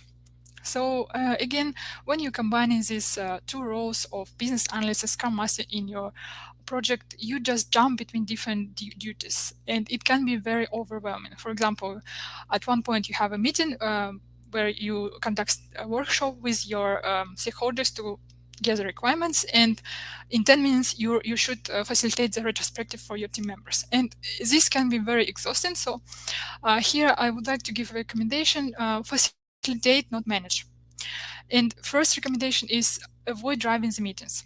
So I faced a situation when developers were talking to me in daily stand-ups or reporting their progress to me, which is completely wrong. They should be reporting their progress to each other. They should talk to each other. They should exchange their opinions to each other. And I should be a watcher. I should be a facilitator of that meeting as a Scrum Master. So avoid driving the meetings, not only daily stand-ups, but retrospectives too. For example, I've been in retrospectives where Scrum Master was talking 90% of the time, which is also not good, because this retrospective is for the team, not for Scrum Master to talk. You should involve your team members into the discussion. You should make sure that they're involved, that they're listening, that they exchange opinions. So even if it leads to some healthy conflicts, it's fine. But remember, you should not drive the meetings. My next recommendation would be delegate Scrum Master duties for some meetings. This may sound strange because it's Scrum Master duties, right, to facilitate the meetings. But actually, I'm speaking from my experience. At some point in daily stand-ups, I started to choose Scrum Master of the day. So I would come to daily stand-up and say, hi, today Dennis is our Scrum Master, so Dennis, please proceed. and Dennis would proceed with the facilitation of the meeting. And it would take some burden off my shoulders first and give me some break, because when you combine these roles and projects, you in some cases you just talk every day, and sometimes you just need a break from that. So it's one point. Second point, when you allow someone else to facilitate the meeting, it ensures their involvement into that meeting and switch their perspective, and it switches your perspective too on your team members, and you can sit and watch and do some notes on how your team members react or how they exchange opinions, etc. And for retros, yes, you can even delegate Scrum Master duties for retros too. So I did it in my practice and it worked pretty well. Next recommendation would be delegate business analyst duties. So this may sound even shocking, because that's our main responsibility as a BA, to write user stories. But actually, you can delegate writing the user stories to your testers, for example. Testers are very good in writing user stories because they often write acceptance criteria, they write test cases, so they quite familiar with the structure of user stories. They can do it without you. Of course, I don't mean that you should let them manage the backlog. You can structure the backlog, you can write the name of the user stories, and then you can ask your tester to write some user stories, or just write acceptance criteria for them, or maybe you can just ask them to add some details to the user stories or review them, which is also good, as it will be peer reviewing. And finally, also, what I did in my project, for example, I allowed my developers to write user stories, technical user stories, also called enablers. So it was really helpful for them. In that way, they were able to structure this this part of backlog, technical backlog, in their own way, the way that was most convenient for them. And here I can actually smoothly move to the other point. It's involving developers and testers early into the requirements gathering process.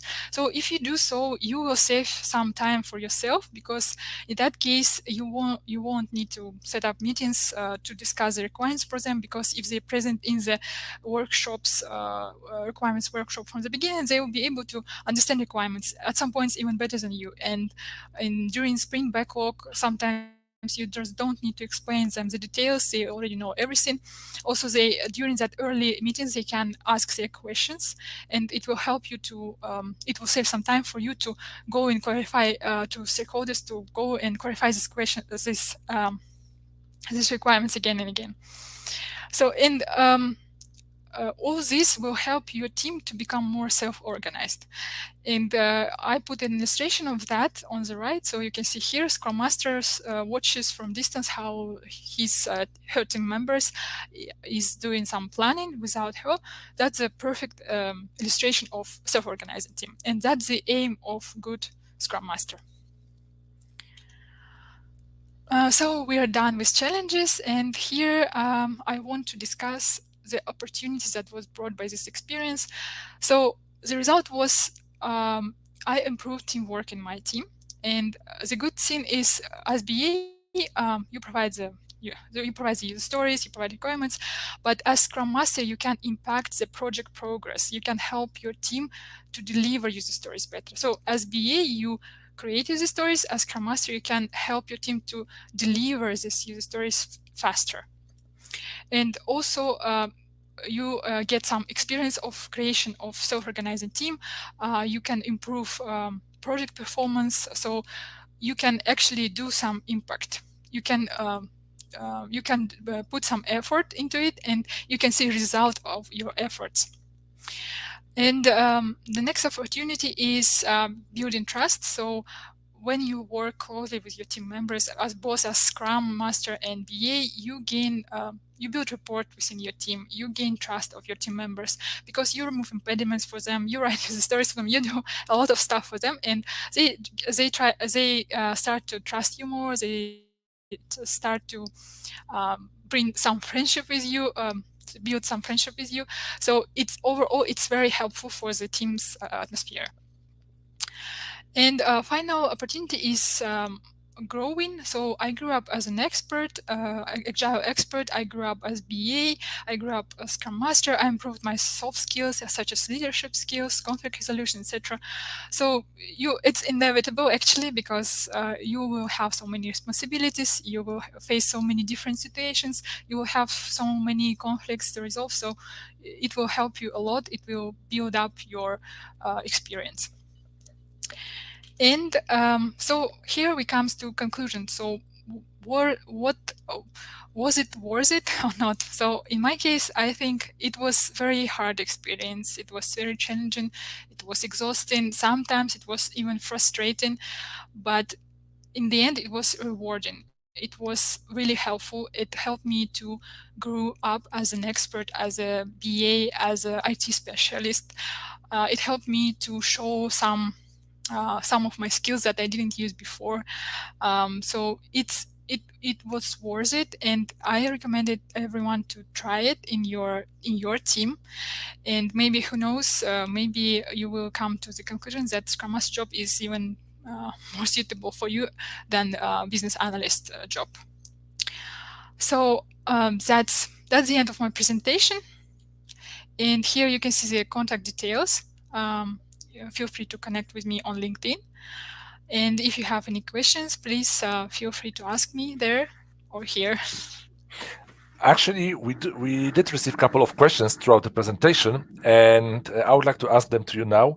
Yeah. Because when you mentioned about the conflict of interest, that you had those two roles to choose from, one of the questions that we have received is, which hat did you put more often in that particular situation, the BA hat or the Scrum Master hat, and why? Well, in that case, that really depends on the project, of course. At that time, for example, I valued my BA's responsibilities more than Scrum Masters.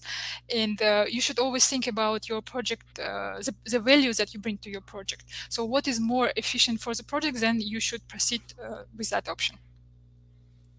Okay, thank you so much.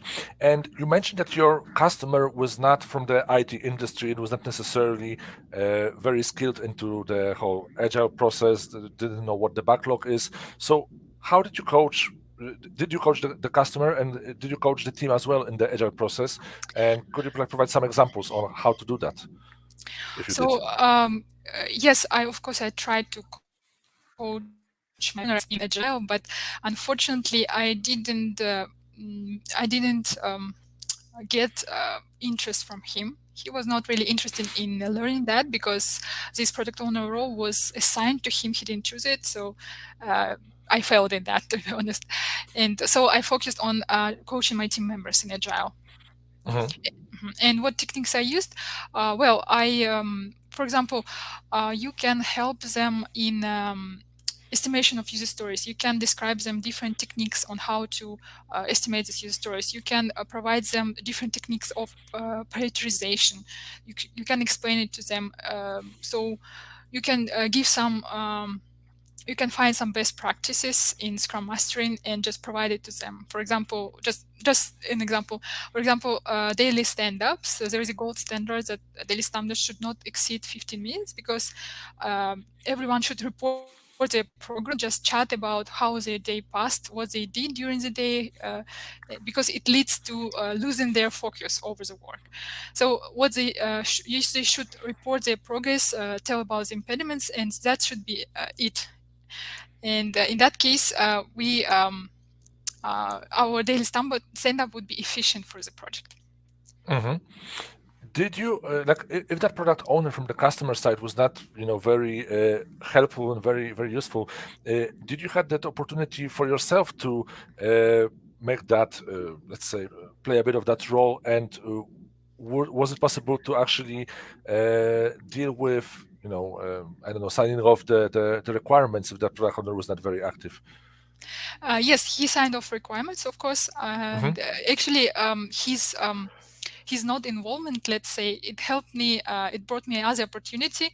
Later, I became product owner myself the good business knowledge, yes, of the domain, and also as there was no other product owner and no one wanted to play that role from business, I was able to become product owner myself for my project. Mhm.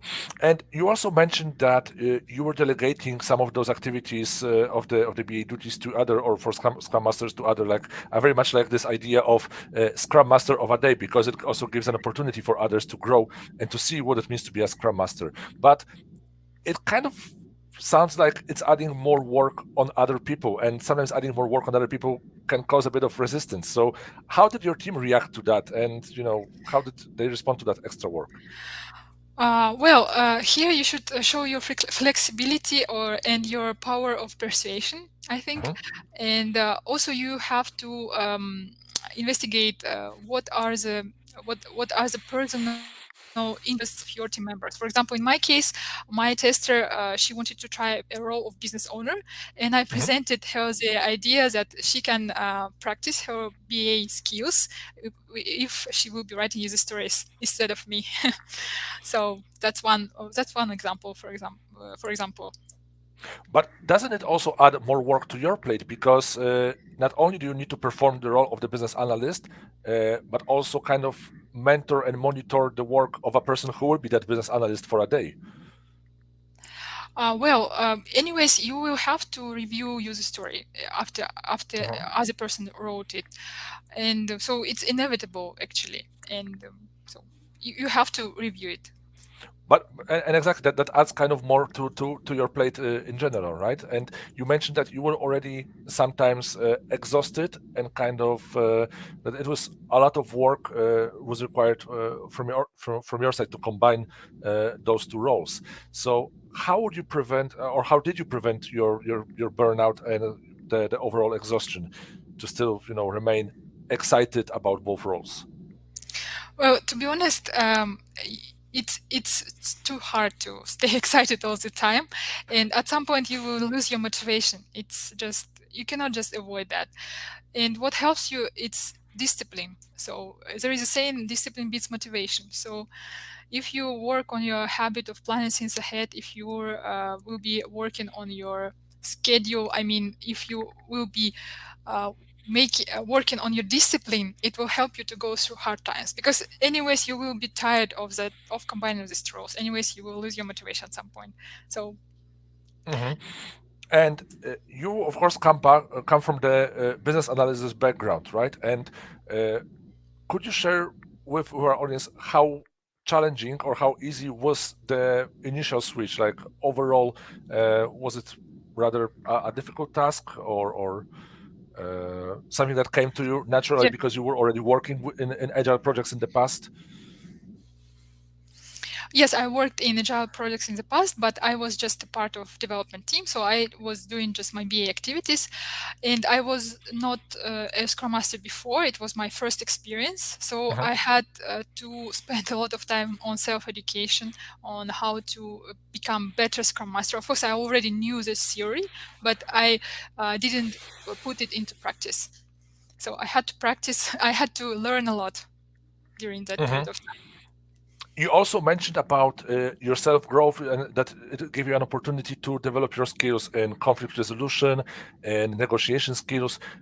Could you recommend some materials or maybe some training programs that we have at EPAM or outside of EPAM with our audience to know where they could learn those skills? Well, in EPAM, we actually have some courses on conflict resolution, and I think there is a course on leadership skills. It was just promoted just recently. I forgot the name of it, sorry. And of course, you can use LinkedIn learning resources. As EPAMer, you have the access to them for free. So in LinkedIn, there are a lot of courses on conflict resolution, on soft skills, leadership skills. So just go and try them. They're very helpful, and they are from leading experts in the area. Was that switch to join those two roles like a more of a necessity of the project, or was it also something that you wanted to do as your own career growth and development of your skills? So as I mentioned before, it was kind of both. It was 50-50. So from one point, it was hard to justify to our stakeholders that we need Master, even understand what that is and why we need them, especially for the team of 7 people. And also, in terms of budgeting, it was like very beneficial for us because it was better to hire another developer instead of Scrum Master, because in that case we would be able to accomplish more work.